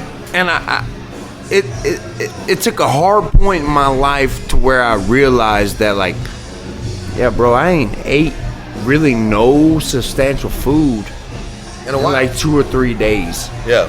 And my mother, she's passed away now, but she was still Rest in around at peace. that point. She said, "Are you okay? Are you okay?" That's all she said. "Are you okay?" And I was like, and I just graduated high school. I was fucking young. I done lost about 15 pounds because I was geeking because we wasn't eating. And I said, I really don't know, Mom. And I always called her Mom. But she had been in and out of prison her whole life off of addiction. Yeah. And a little backdrop to that story is whenever I was 3 years old, she left. She went to prison. I lived with my grandmother. And then she got a 5-year bid. And I don't know anything about like 5-year bid or whatever, but I was 3 years old. You didn't know that was a word. Yeah, I didn't even know that was a thing. But Right. whenever she came back at home whenever I was like 8 or 9 years old, 8 or 9, it's somewhere around, it's borderline. She came back into my life whenever I was 8. But I always wondered from 3 to 8, like growing up, like where's my mom? Right. Because I at that point, like, 6 or 7, you go to T-ball games and shit like that. You see where mom and dad are there. Yep. I don't have nobody. I got grandma. Yep. And so the other kids like, yeah, where's your mom? So that shit starts setting in. Right. So like, what do you do with that? What do you do with that stuff? Yeah. You know what I'm saying? So, but I never really placed like no hatred or no like anger to anything. I just didn't understand what was going on. Yeah. And so You didn't understand like why, like even like why she would even. Did you feel? I'm gonna ask. Did you feel like because you didn't understand, you were hurt more? Because she's around, but she just is always gone. You know what I mean? Like you knew she was around, but she was always gone, though, right? like, I don't know, man. Like, I was just asking. I don't know. I know it sounds like really country, but my grandmother, Yeah. who was around, she said that she was serving time overseas Okay. or like doing army shit. Right. And so like, Something you'd be proud of. yeah. But like, whenever I turned 13, and I seen my mom, I think I'm already 13, bro. I grew up in the hood. Right. You ain't the little boy she remembers. Huh.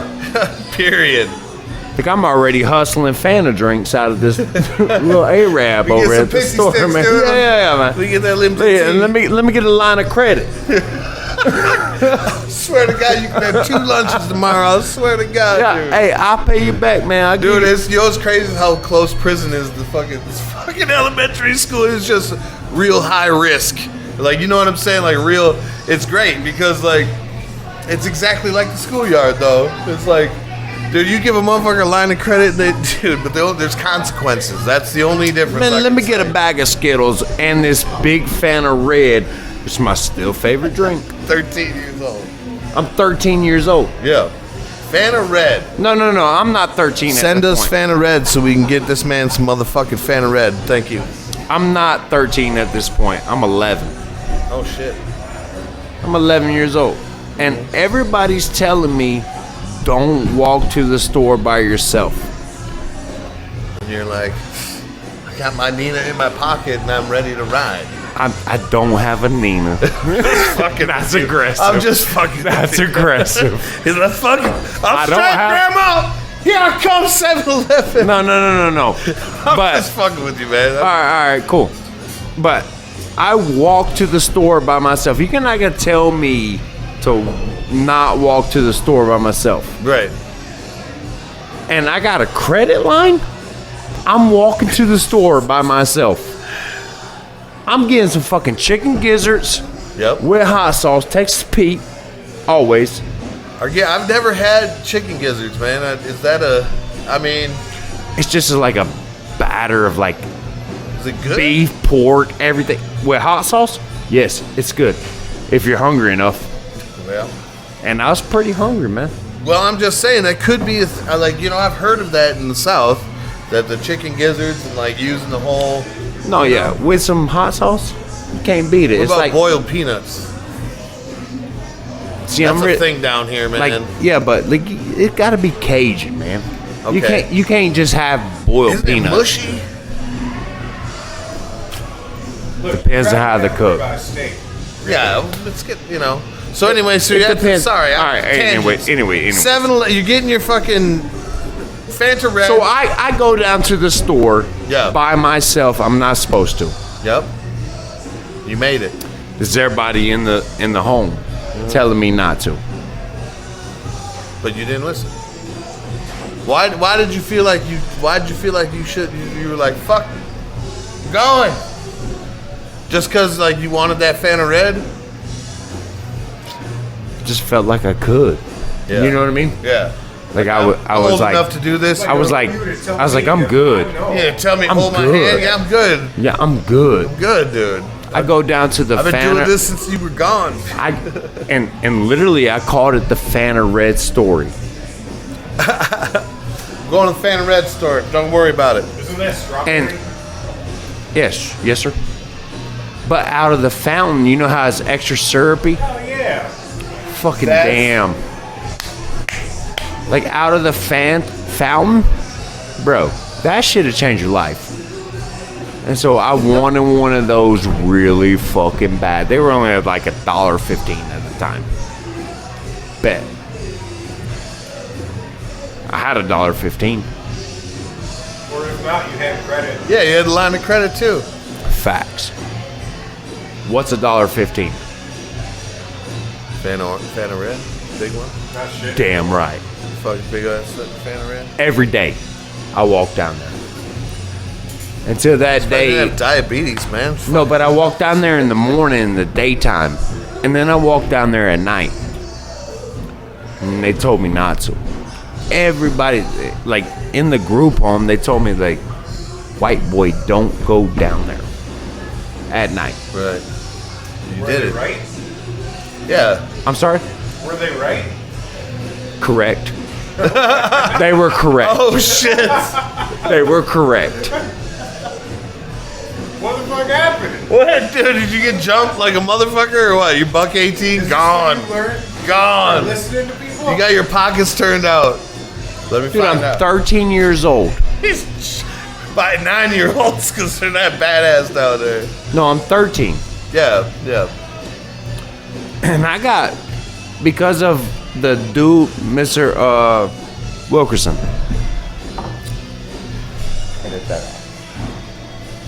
Mr. Wilkerson Edit said that I out. was good. This one guy. This one guy, I was good. He told me I was good.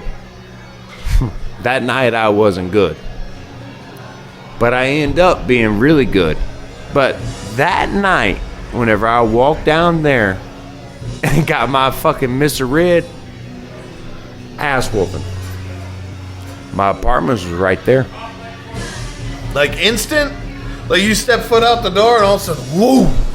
Yeah, I was a white boy in Austin, Texas on the east side, man. East side, baby. Yep. I was asking about Austin, Texas, because I was saying, like, I checked. You don't want to go to Austin, Texas. I was on Wyola and Minor. I told you, man. Dude, Told that's you. not good, man. That's not a good place you need to be. Any suburbs in Austin, at least? Yeah, on the west side. All right. You know, it's interesting. Sandra Bullock lives there. Oh, shit. I've seen her. She's still hot as ever. Yeah, she's hot, man. It's interesting because every single major metropolitan city has got fucking areas that are just like fucking no-go. Dude, I'm not saying just because of your color. I'm saying just period. Like, look at St. Paul. hey, sir, I'll tell you live, this. We live on the east side. We used to live on the east side of St. Paul. Let me tell you something, man. That's a no-go. I had a fucking AR fucking pulled on me because I was trying to collect something, I was trying to collect something, and this dude he called me out. I was at a trap house, a dope house or whatever, and all of a sudden I hear shouting down the window, you know, I'm real alert, so I'm looking, and it's the fucking dude that owes, and he's calling me into the street. And at first I was like, well, you know, this is a setup, you know what I'm saying? But I didn't care if I lived or died, you know what I'm saying? So I fucking was like, all right, bet, let's fucking do this, you know? And he's walking in the middle of the street, and I'm walking down the sidewalk with cars in between us because I just got that, I know what's going down. Yeah. And all of a sudden he starts running, and so I fucking pick up pace, keep up with him, and I see him go to this SUV, and he runs around the back of the SUV, and fucking next thing I know, I'm looking at the street light, this motherfucker's posted up on the hood of the car, and he's got his fucking buddies in the car, or whatever. Anyway, I walked in the middle of that street, on the middle of that street light, and I said, pull the trigger, motherfucker. Pull the fucking trigger. And I fucking started walking at him, you know what I'm saying? And he cocked it, but then it jammed up. And fucking all of a sudden they were saying something, some other language or whatever, and they all hopped in the car and fucking took off.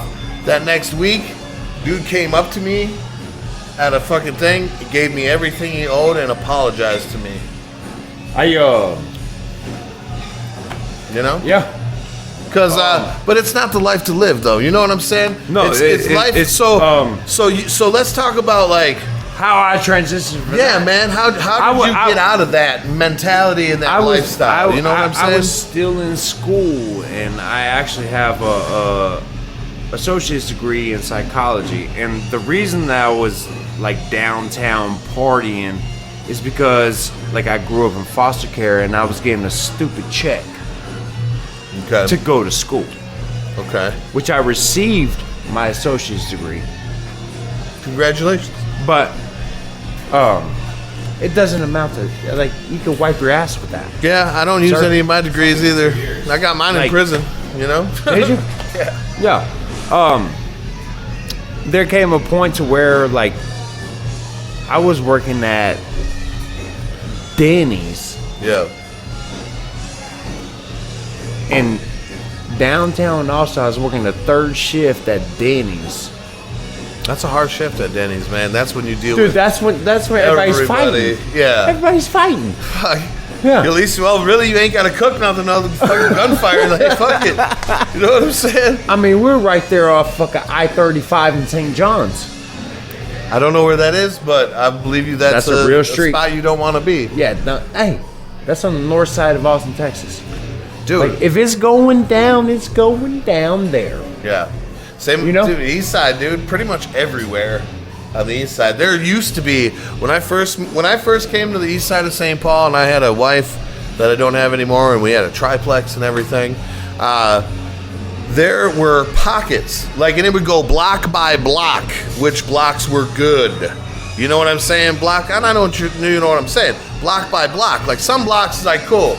Day or night, really, you don't get no problems. No, you're not even a crackhead or whatever, you know? Yeah. But then the next block over, oh, that's not a street you go down. That's not something that you do. You know what I mean? You don't want that smoke. You don't want that smoke. You stay away from there. But and then yeah, man. So, but as I lived there and moved around there, and that's actually Jesse. But that's comfortable. My homeboy and I, dude, that's where we met. But that's comfortable. I'm gonna interrupt you here. Yeah, I'm gonna interrupt you. Go ahead. But that's comfortable how you're living, so you really don't think much of what's happening because you're like accustomed to it. Like, okay, well, them motherfuckers over there tripping. That's interesting. I love that you said that because this I don't go in the ocean. This is bringing me back remember when we started talking about like change, like your life change and everything, and you asked, how does a blue collar fucking man fucking make it? Right? Yeah. How does a hard-working motherfucker make it? I remember asking How that. does he not? You know how? And then now you just said it's amazing, like, because that's what you knew, that's what you know, that mentality, that lifestyle, right? That is how you make it. If you can find like inner peace with less material things, you know what I'm saying? Yeah. You can start making that money move. and start making that money do things. Yeah. If you can live more meekly for a certain period of time and to achieve a goal, but you have to get that goal, you gotta write it down. You gotta but you gotta cut back. I ain't never leaving mediocre, but I'm always hustling. Well, I'm just saying, for me, like I said, I was in the laborers union and shit, dude, and I started doing all that bullshit. Then I had my first heart attack. Okay. Oh shit, dude. 36 years old, I had my first heart attack, and it didn't kill me, thank God. And you know what I'm saying? But I've had like 8 other procedures and about 4 or 5 other heart attacks. So now I only have 1 artery in my heart. You know what I'm saying? But I've been happier now, and it's insane to like say, because I have the least, almost the least amount that I've ever had, besides prison and being fucking. How long was you locked down, sir? I was just toddler time on the 5 keys. Huh? Just 5 years. That's it. Yeah, 5 years. Fed time, federal prison. Yeah, that's a little toddler A time. little toddler time. That's a little toddler federal time. prison. You know. Jesus Christ, who says that? Well, I was. Who says that? I was in the Fed with dudes that were doing life in fucking 30s and fucking toddler 60s. time. So 5 years is toddler time in that era, in that world, man. Let me just go jump on my little Fisher Price with the little wooden steering wheel. Hey. You know what I'm talking about? Hey, when it says the United States of when it says the United States of America versus, Bro. you're just like, oh shit. Yeah, I'm in trouble. But you know what? You don't play the game if you don't, play stupid games, win stupid prizes, right? Think you're doing the right thing because you think this is So that. what'd you do, homie? Oh, I just. You can know, look me I up. don't know. You can That's look. why I You can asked. look me up. The Gentleman Bandit. I'm not gonna ask. The Gentleman Bandit. The Gentleman Bandit. I was a bank robber, and just knowing to smile. I did 7 banks. They caught me 6 months later. I parked in the wrong spot at the last bank. I regret doing it because it was a terrible business decision. Terrible business decision. Dude, that's why they gave you the time. They try to balance it out, and you owe them what you took. So they're like, okay, well, since you don't have a criminal history of any kind, I'm just glad to see you free, man. And, yeah, dude, you're being hustling, free, man. yeah, dude. And now I'm just doing what I Good, love, man. Good.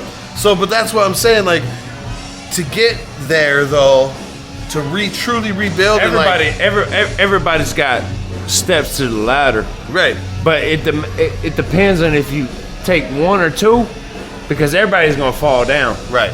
You gotta take 3 or 4 and take 1 down. Yeah. That's just how life goes. You gotta take 3 or 4 steps forward and fall down 1, because that's just how life comes. Because you wouldn't enjoy shit if you didn't fall down every once in a while. Exactly. You'd just be, come on. Life comes at you hard, man. Yeah.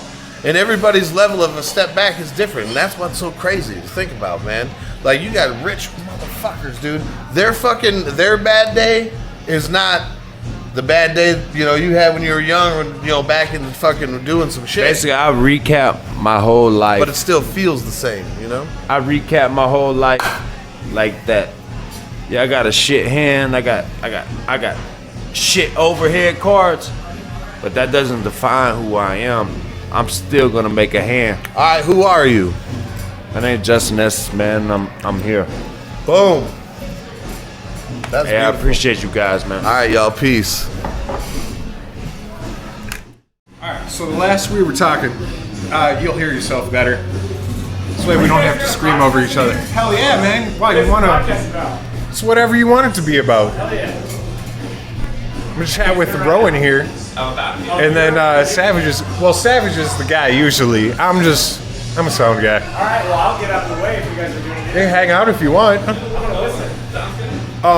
We were just talking outside, and we were talking about governments and anarchy, because you're an anarchist now? I'm an anarcho-primitive.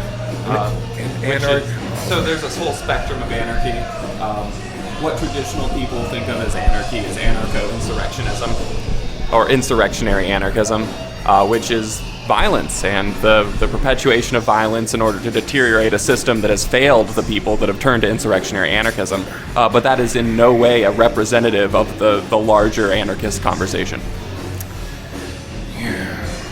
Can you refresh my memory what exactly we were talking about outside? So I believe outside we were talking about economics and central banking systems in America, and we'd gotten past Alexander Hamilton creating the first central banking system after the Revolutionary War, and then that one was kind of shut down in 1811, and then in 1812 we had the War of 1812, and then we as an American people decided we needed a central banking system in order to fund the war effort, and it was publicly administrated. Right, and I was saying how a friend of mine from Ethiopia, he was amazed at how the road construction here was so organized, and it's because we have private companies. Correct. Whereas over there, the government was in charge of the road system, and they were very much less efficient at it. So don't get me wrong, as an anarchist, I totally believe that people will come together and create some sort of systems to take care of society. Yeah. It just has to be a voluntary thing. You can't have a coercive system. And in that example, the publicly administrated road systems weren't very well taken care of. Right. It was not a very efficient system, but it could be. It's just all about a system that actually works for the people, right? Yeah. We often talk about systems that work for the people, you know? Yeah. Well. And you were talking about banking and whatnot, and we think about before the Federal Reserve, right? Oh, so we're almost to the Federal Reserve. Right. We're at the War of 1812. All right, we'll continue then. Sure. And then after the War of 1812, the publicly administrated banking system didn't do too well, and the private sector, after a few years, kind of went up to them and said, "Guys, you look really good in a suit, but that's about all you're good for, and we're taking control of our banking system." And then it was a privately held central banking system for quite some time until Andrew Jackson said that we couldn't. And now, don't get me wrong, crazy man. I'm not sure he was a great president. He did a whole bunch of bad things, Andrew Jackson, but he was right about this. He said that a central banking system of the world's greatest nation couldn't be privately held. And I kind of agree that it shouldn't be a privately held institution because, as you were alluding to, so Andrew Jackson disbanded the second central banking system, and then we had almost 100 years of no central banking system until the Federal Reserve banking system was implemented around World War II and the whatever the flu was at that time, and then in 1917 the Federal Reserve banking system was implemented. But in between those times, we had the Bank of Chattanooga, we had banknotes from Missouri, from New Jersey. I actually have a $3 bill in my car from Chattanooga. Thanks, Chattanooga, you gave us the $3 bill. So once the Federal Reserve started, what we see is that now we've got this private sector, you could call it. Absolutely. And they're making money, printing money. Right. They've made it a Ponzi scheme. Well, and so we look at it now. We look at inflation, 100 and however many, 100 years later, and we're seeing inflation rates like crazy. And it's like, of course, this is what the Federal Reserve wants you to do. They want you to spend more money. They want to make things more expensive because the more expensive things are, the more money they have to put back into the circulation. Right, the GDP goes up, the more money that's in circulation, the more money they print, the more money they print, the more money that gets used. It's in their best interest to make sure things are as expensive as they fucking can be. Well, while I agree with that 100%, I don't think that inflation is necessarily a contrived mechanism of the Federal Reserve. It's kind of inherent to most economies over time. Well, and you look at certain things like, I look at the housing market, real property, as a pyramid scheme. Tell me more. I mean, so you're sold on this idea that if you invest in this, it's going to appreciate over time, and then you can sell it, and it's going to have all this added value. And so you've got all of these people rooting for inflation. Yeah. So that's what I'm so that's a perverse incentive. Right. And most economic models, most governance models, unless they're extremely well taken care of, like paid attention to by a populace, create perverse incentives. There's all kinds of perverse incentives throughout the American economy currently. Yeah. I think that if we're talking about Ponzi schemes inside larger systems, I think we can cut out most of the middlemen and go straight to the Federal Reserve, right? They print the money. and they sell it to the United States of America Incorporated And other places. at more than $1 on the dollar. Right. Okay. right. And then the United States of America Incorporated gives large tax subsidies to CEOs and those to big business and For spending more money. and those big business hire CEOs with stock incentive, which incentivizes the CEOs to make the stock value go up and not necessarily the real value of the business. And then those CEOs hire middle management who determine if you have the value to get paid $1 and what your dollar value is. And so it's a Ponzi scheme from the very beginning, much less all the games inside the economy. Are you are you familiar with John Oliver? Are you familiar with him? No, tell me more. So John Oliver, he used to be on The Daily Show. You're familiar with The Daily Show? He's the British correspondent and wears glasses. Well, he's got his own show on HBO called Last Week Today, or something like that. And it's a satire. It's a news satire, much like Comedy Central's Daily Show was. But it's just him. But I tell you what, he does some of the fucking most in-depth exposés. And again, they're laced in satire, but they're serious, hard-hitting topics. And one of them that I remember so much, is because we're speaking about economies in the United States, is the franchises that own like the NFL and sports arenas in particular, like arena owners making buku bucks. Oh yeah.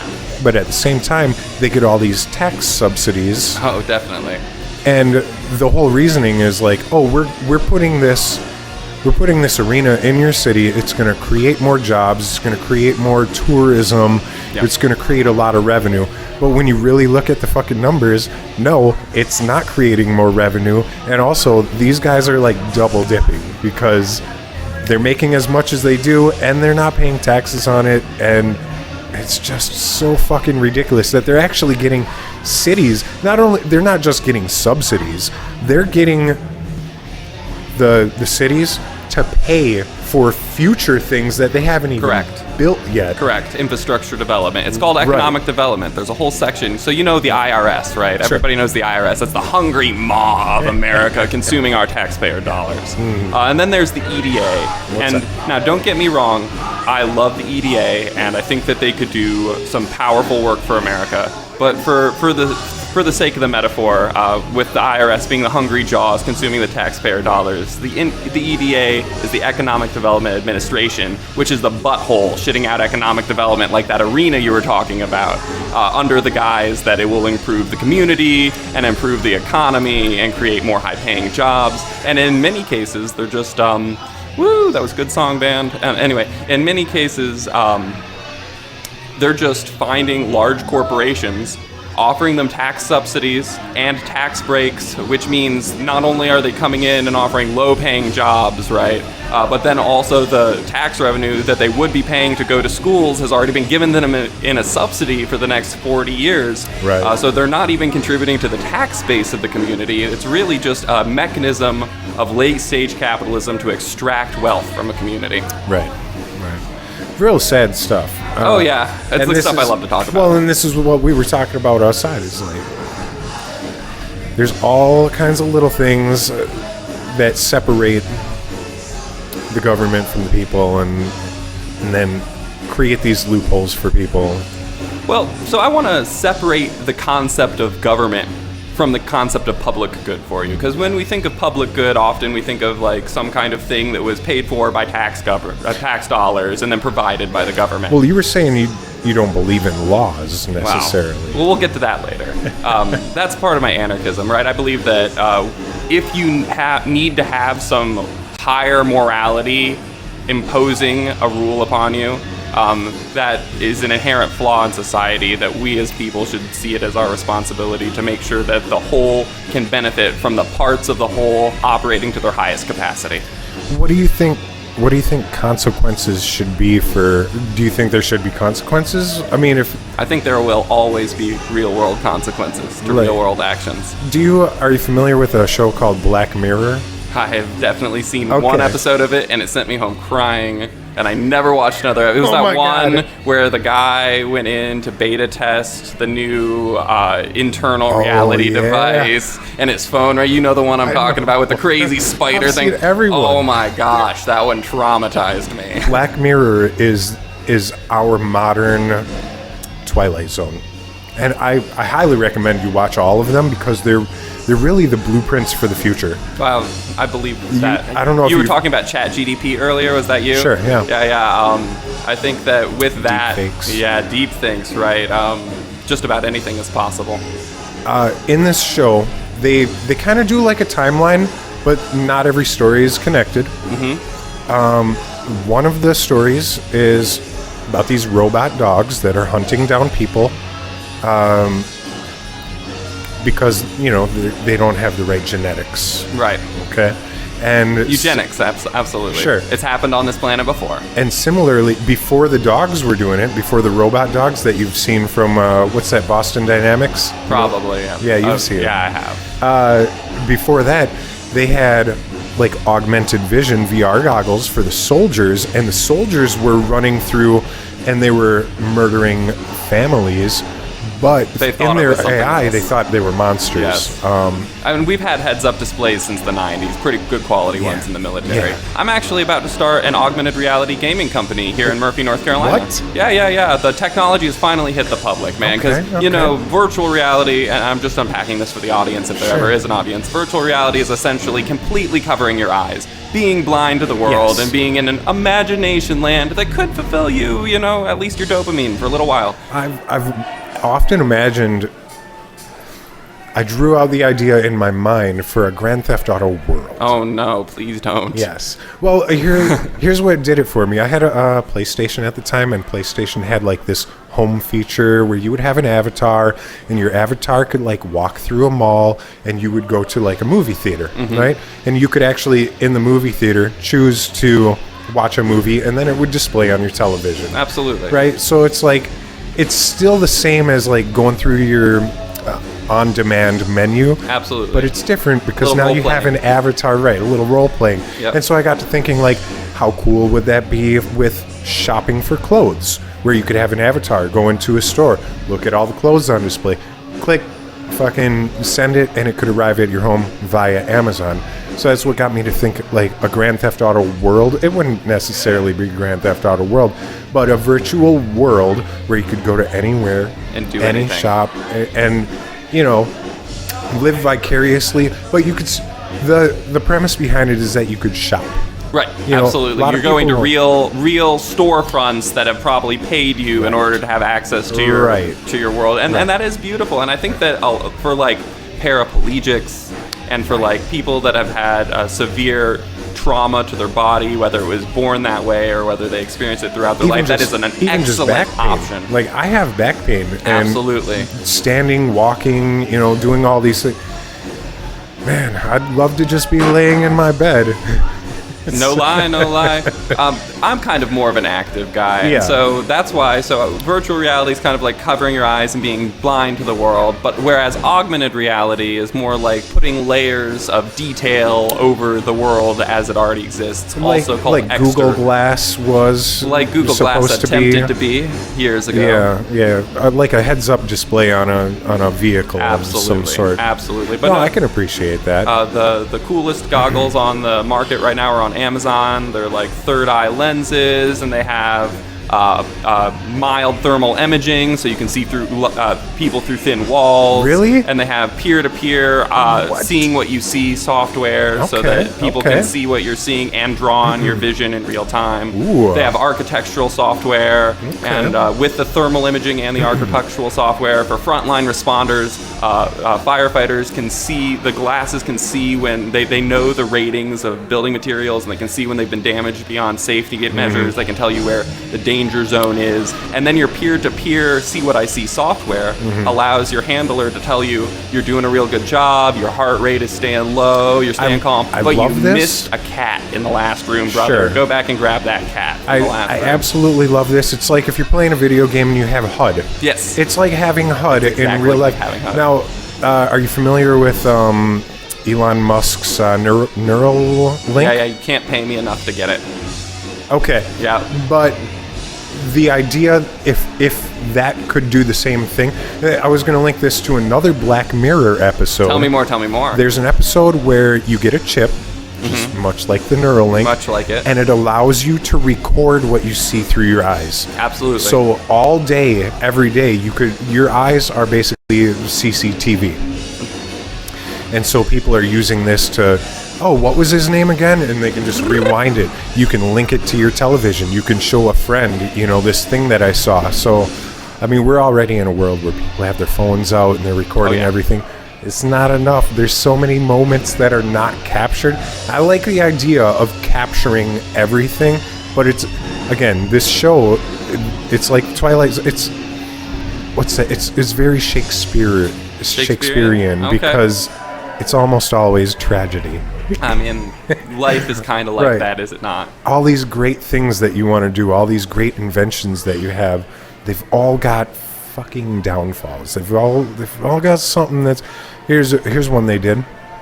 They made little electronic bees because all the bees had died. Mm-hmm. So they made little fucking drone bees that were all controlled by a mastermind computer. Mm-hmm. And somebody hacked into this computer and was using these bees to murder people. That's horrible. Here's the twist. Yeah. The morbid humor. The Scorsese twist is that that same person that engineered the bees to kill people, he had created like a Twitter poll, where people could write death to and then put a name in, and whoever's name had the most votes that week for death to, the bees would attack. And so now people are participating in it. This is where it gets really twisty. Everybody that ever used the app eventually gets targeted. Yike. Yeah. Little big yike. So that's once again self-regulation. I believe society will self-regulate. Absolutely. Yeah, I love that. You would like the show. I recommend you watch more of it because, like I said, it's a scary blueprint for future. So that look at when Terminator came out, people are like, well, we can't let this happen, right? We can't have fucking robot machines come. Of course, they're doing it. Yeah. They certainly haven't done a good job if they decide they couldn't let this happen. Sure. But the idea is that we see this and we can try to program things that prevent that from happening. You try to do the Murphy's Law rule. Whatever can go wrong will go wrong. So as long as we cut out any possibility for failure, it should be okay. Of course, it's not always. Yeah. It's never that way. And we talk about these overarching, like, targeted bad guys or institutions that are perpetuating perverse incentives like the Fed. And I really don't think that having a Fed is a problem. Like I said, I believe in freedom. I believe that in a world where there's perfect freedom, there are going to be people that want to be governed, which means in a world with perfect freedom, there will be a government. Right? And so that's kind of like, I'm anarcho-humanitarian. Like I said, there's a whole spectrum of anarchy. So you would believe in laws if just they were unwritten? No, basically? It's not really like that. It's more like, I believe in interim reality, which is the reality that is shared between multiple people, the reality in between.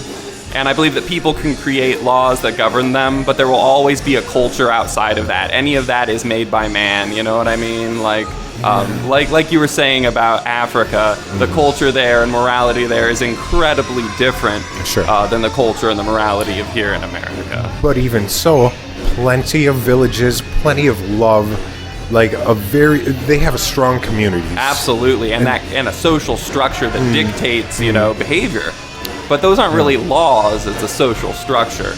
A guy I used to talk to, he ran this Super USA. It's like an off-brand Habib shop. That's funny. I was telling him how my vehicle had just got stolen. And he's like, this is so sad. The people in your community don't come together to buy you a new car. Where I'm from, if somebody stole your car, everybody would chip in to get you a new car. That's and I'm like, that's fucking amazing. And so some philosophical anarchists, that's what we're talking about when we're talking about anarchy. We're not talking about insurrection. We're not talking about destruction. We're not talking about chaos. We're not talking even really about no social structure or no rules. What it means is like archy, like hierarchy, right? And an, which is the prefix that means without. So it's without hierarchy or without masters is all anarchy really means. And do you think that could be possible with what I was talking about earlier with a poll system? I think that it's crucial. I think that what you were talking about is a crucial part of the governance of a self-regulating society. I think the buzzword people have been using to describe something similar is direct democracy. Direct democracy, I've heard that one. I've also heard dynamic self-governance. I've also heard sociocracy. I think they're all just different words for the same phenomenon. Which is basically that everybody gets a say in everything. Yeah. Not just the... Or at least the things they've consented to have a say in. Because some people don't care about a bunch of things. Absolutely. There's been so many people I've talked to, I've asked them, what do you think about this? I don't give a fuck. Even me. There's so many things out there. We were talking about Pizzagate, and, you know, we met this guy in Colorado. He said, we were telling him about Pizzagate and the whole child molestation thing going on, and Epstein's Island and adrenochrome. You know what he said to us? Tell me more. Why do you choose to believe that? Because we were upset. We were explaining this upset, and at the end of the day, I think about that a lot because it's like, what am I really going to do about it? Like, I can be upset about it, but if I'm not in a position, even if I'm in a position to raise awareness, right? I'm still not in a position to do anything about it. So why am I so upset about it? You know, that's how I decided to feel about AI and transhumanism. Because it's nothing you can do about it. And if God wants me to do something about it, God will put me in the position. And until then, I don't have to worry about it. That's exactly how I feel about it. But it's not that I don't care. I do try to be informed on the subjects. Absolutely. Yeah, but you just know you can't stop it. Well, unless God decides to put me there. God can stop it using my hands. Right. But I could not do a thing to do that. No. Yeah. You know, a lot of times I'll have a great thought and I'll tell people, God told me to tell you this. Because even though we have free will, we have free thought, it's like, what inspired that thought? Absolutely. Where does it come from? Right. Do we ever actually create thought, or are we actually just an antenna that receives it? Very well. You know, there's this collective consciousness that happens. I might come up with this brilliant idea at the same time as 10 other people across the globe do. And it's not because we're all completely independently thinking that. It's what it is everything that's led up to this moment, we all have seen... Observed the same stuff, and we put two and two together. Correct. You know, we see key fobs on a car, and then we see scanners that allow you to unlock your work door. And we're like, well, why can't I have a key fob for my door? Yeah. You know, or why can't I unlock my door with my phone? If I can control my air conditioner with my phone. So now you've got 5 people like, let's make door locks that you can unlock with a smartphone.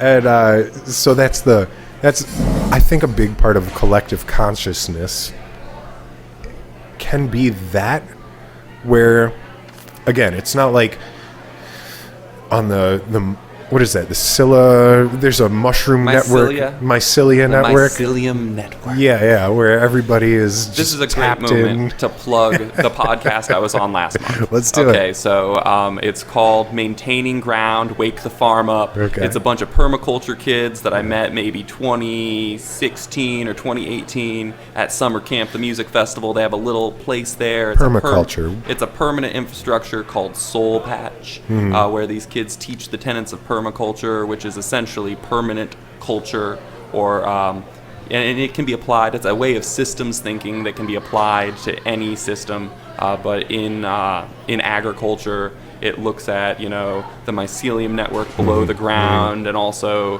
the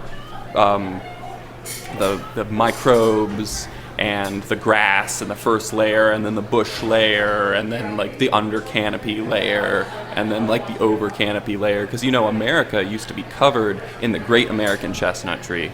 In fact, these mountains that are now called the Smoky Mountains were once called the Unicoi Mountains. And Unicoi meant white And the reason they were called the Unicoi Mountains was because when the great American chestnut tree would bloom, they would have these cascading blossoms. Oh, nice. And the whole mountains would turn white with these great American chestnut That's blossoms. why they call it Smoky Mountains? No, that's Unicoi, which means white. And then the white settlers came here, and there were funguses and bugs. They infected the upper layer of the chestnuts, and they died. And now there's Smoky Mountains. I mean, they're foggy. Yeah, Quite foggy. often. Yeah. You know, smoke, fog, they look similar in the morning, maybe. I always thought that the clouds came from transpiration and nucleizing bacteria from trees, but then also the equator, right, where the sun hits more often, so evaporates more of the world's moisture. But since moving here, I've discovered that the clouds also come from the rivers and valleys and hollers here in North Carolina. Rainforests create their own atmosphere. Absolutely. You know, speaking of the world, somebody told me this recently. You might have heard it because you seem like you're in the loop. Somebody came to me and they said, the core of the Earth has stopped spinning. And I've heard that it started spinning the other direction. That's the news that we've heard. Well, I drew a little diagram on why that could happen. But I actually looked into it a little more, and depending on what you believe and what you read, it's only been theorized that the Earth's core has been moving the whole time. It's never, it's always been just not even a hypothesis, just like a theory. Yeah. And so, Well, I mean, who's been there to see it, right? right, and so they had a bunch of people in different areas doing these like seismic wave tests and stuff like that, and there's a whole science behind it. I'm not going to get into it because I couldn't remember it all if I wanted to. That's kind to both you and the audience, absolutely.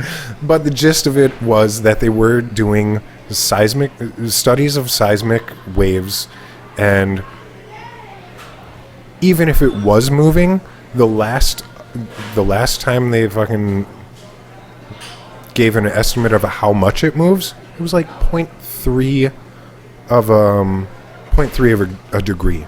Yeah. So, if it was moving, it wasn't moving much to begin with. I mean, the continents are moving, right? I mean, the continents shift. Sure, yeah. You know, I mean, everything's moving on a geological scale, I suppose. Yeah, the whole solar system is. Do you believe the solar system is a vortex traveling through the galaxy?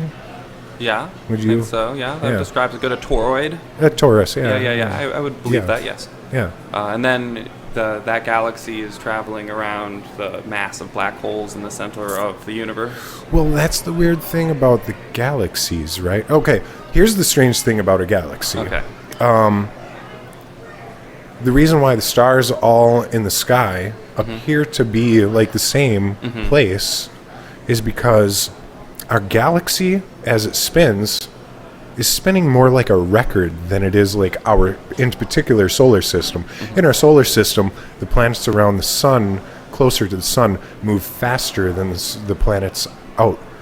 But in a galaxy, solar systems are all traveling At about the same speed. so the ones in the center would be slower than the ones at the outer edge. I wonder what that would do to time. Wow. Yeah. We'd have to go to find out, right? I don't even want to go into our oceans, to be truthful, you know. Yeah, it's a lot to learn, I have no doubt. So to plug back into those kids, so at Summer Camp, the music festival, there's this little place called Soul Patch that they've been building up for 11 years. It has an earthen oven where they make chorizo bread for the 50,000 hippies that come to dance at Summer Camp, the music festival. And all of the construction there is all earthen. It's cob, clay, sand, and hay. And you're doing something similar, you said? Absolutely. Around here, you've got, what do you got, a few acres? I got 1.38 acres. You got 1.38 out acres? Ebenezer. I don't know where that is. I'm That's not Hanging familiar Dog Way. here. Ooh, I've been to Hanging Dog Way. Yeah. You been out there? I think so, yeah. There's a beautiful park out there with a campground. It's right on the lake. So are you like an off-gridder? Are you? Do you have a well? Oh man, I'm so we just acquired this lot, and it was a vacant lot. And so what I have right now is I have one platform that's 40 foot by 30 foot, and I have another platform that's 15 foot by 30 foot, and the 15 foot by 30 foot is going to be the kitchen, and the 30 and the 40 foot, that's kind of like And these are fixed to construction the ground? central. So right now it is a military command operations tent that we're using to mix the clay, the sand, and the hay while we build the structures. Okay. Like I said, we just acquired this property. I seen, and what are you making this out of? Georgia red clay. Okay, so it's like the Hallelujah. earth bag concept? Earth bags are cool, but no, I'm using a lot of brick. I'm building a cob oven, and then I'm using the Georgia red. To make your own bricks. Well, so instead of making bricks, what I'm going to make is kind of like pillars, but arch pillars that fit together, kind of like larger Legos. So Okay. it's not building it brick by brick. I love that. I actually just watched a video. It's a corny video, but it was the guy from like Top Gear, and he's saying, "Can I build a house out of real Legos?" And for a long time, I was thinking like, what if we just made oversized Legos? I mean, if you could have a 2 foot by 1 foot Lego brick, or The technology exists. I've seen them think doing so. out of hempcrete. Sure. Yep, and the cool thing about hempcrete is if you use the hemp fiber and the hemp cellulose, actually the hempcrete these days is just the hemp cellulose and lime, and you mix that, it's antifungal, antibacterial, antimicrobial, water wicking, fire retardant, and it fossilizes over time. Oh, nice. Instead of degrading. Oh, and that's- if you pour it under pressure, it's also load bearing. Interesting. Yeah, I'll have to look into that for sure. I mean, if we can use sources like that, resources instead of trees, obviously, Absolutely. it's the way to go. But it's got to be, for me, it's got to be something that can be, commercially done, right? So this lot that we have out Ebenezer is actually owned by my nonprofit, Heartland Communities, I work for, and it is allocated for primitive building research as a possible solution to our low-income and workforce housing shortage. Okay. And so what we're doing is we're experimenting with different compound mixtures, with our clay, with So our it's- sand, with our hay, with our hemp. We're experimenting with different style building domes versus long domes. And so I envision that lasting, this research phase lasting 2 or 3 years, and then at the end of that, the goal is to have a blueprint for the $1,000 house you want to live in. Not the $1,000 house you get to live in, the $1,000 house you want to live in. Are you familiar with Boxable? Boxable. It's a company Elon Musk recently took part in. Love that guy. And it's like a modular home, but it's using like mold resistant materials. It's pretty intense, and of course it's a smart home. It's got the floor heated and whatnot. But anyway, they can just set it up, send it anywhere. He's trying to make them like super low cost, because this is his deal. Yeah, absolutely. And I think it's really interesting to look into because, you want to have materials that you can just keep making. And if you're talking about like a 3D printing kind of situation, as long as you can keep feeding it, I think it's something that you should look into too. Yeah, one of the young men that I've kind of been working with here is convinced that he can design a better quality 3D printing, 3D printer to print houses. He's convinced of it. I'd love to see it. I would too. And so he's young, he's up and coming. He needs a couple wins under his belt. But I've been helping him mentor him. I'm hoping that this job he's getting at the crypto mine will be a good stepping stone for him. Yeah. I got to take a break. I need to stand up for a while. You wanna interview Rowan? He's a fascinating guy. Rowan, I'm going to be honest. You're tired. I'm a little tired and I'm inebriated. And, No worries, brother. but Thank no, you guys for I having me on here. apologize, but you're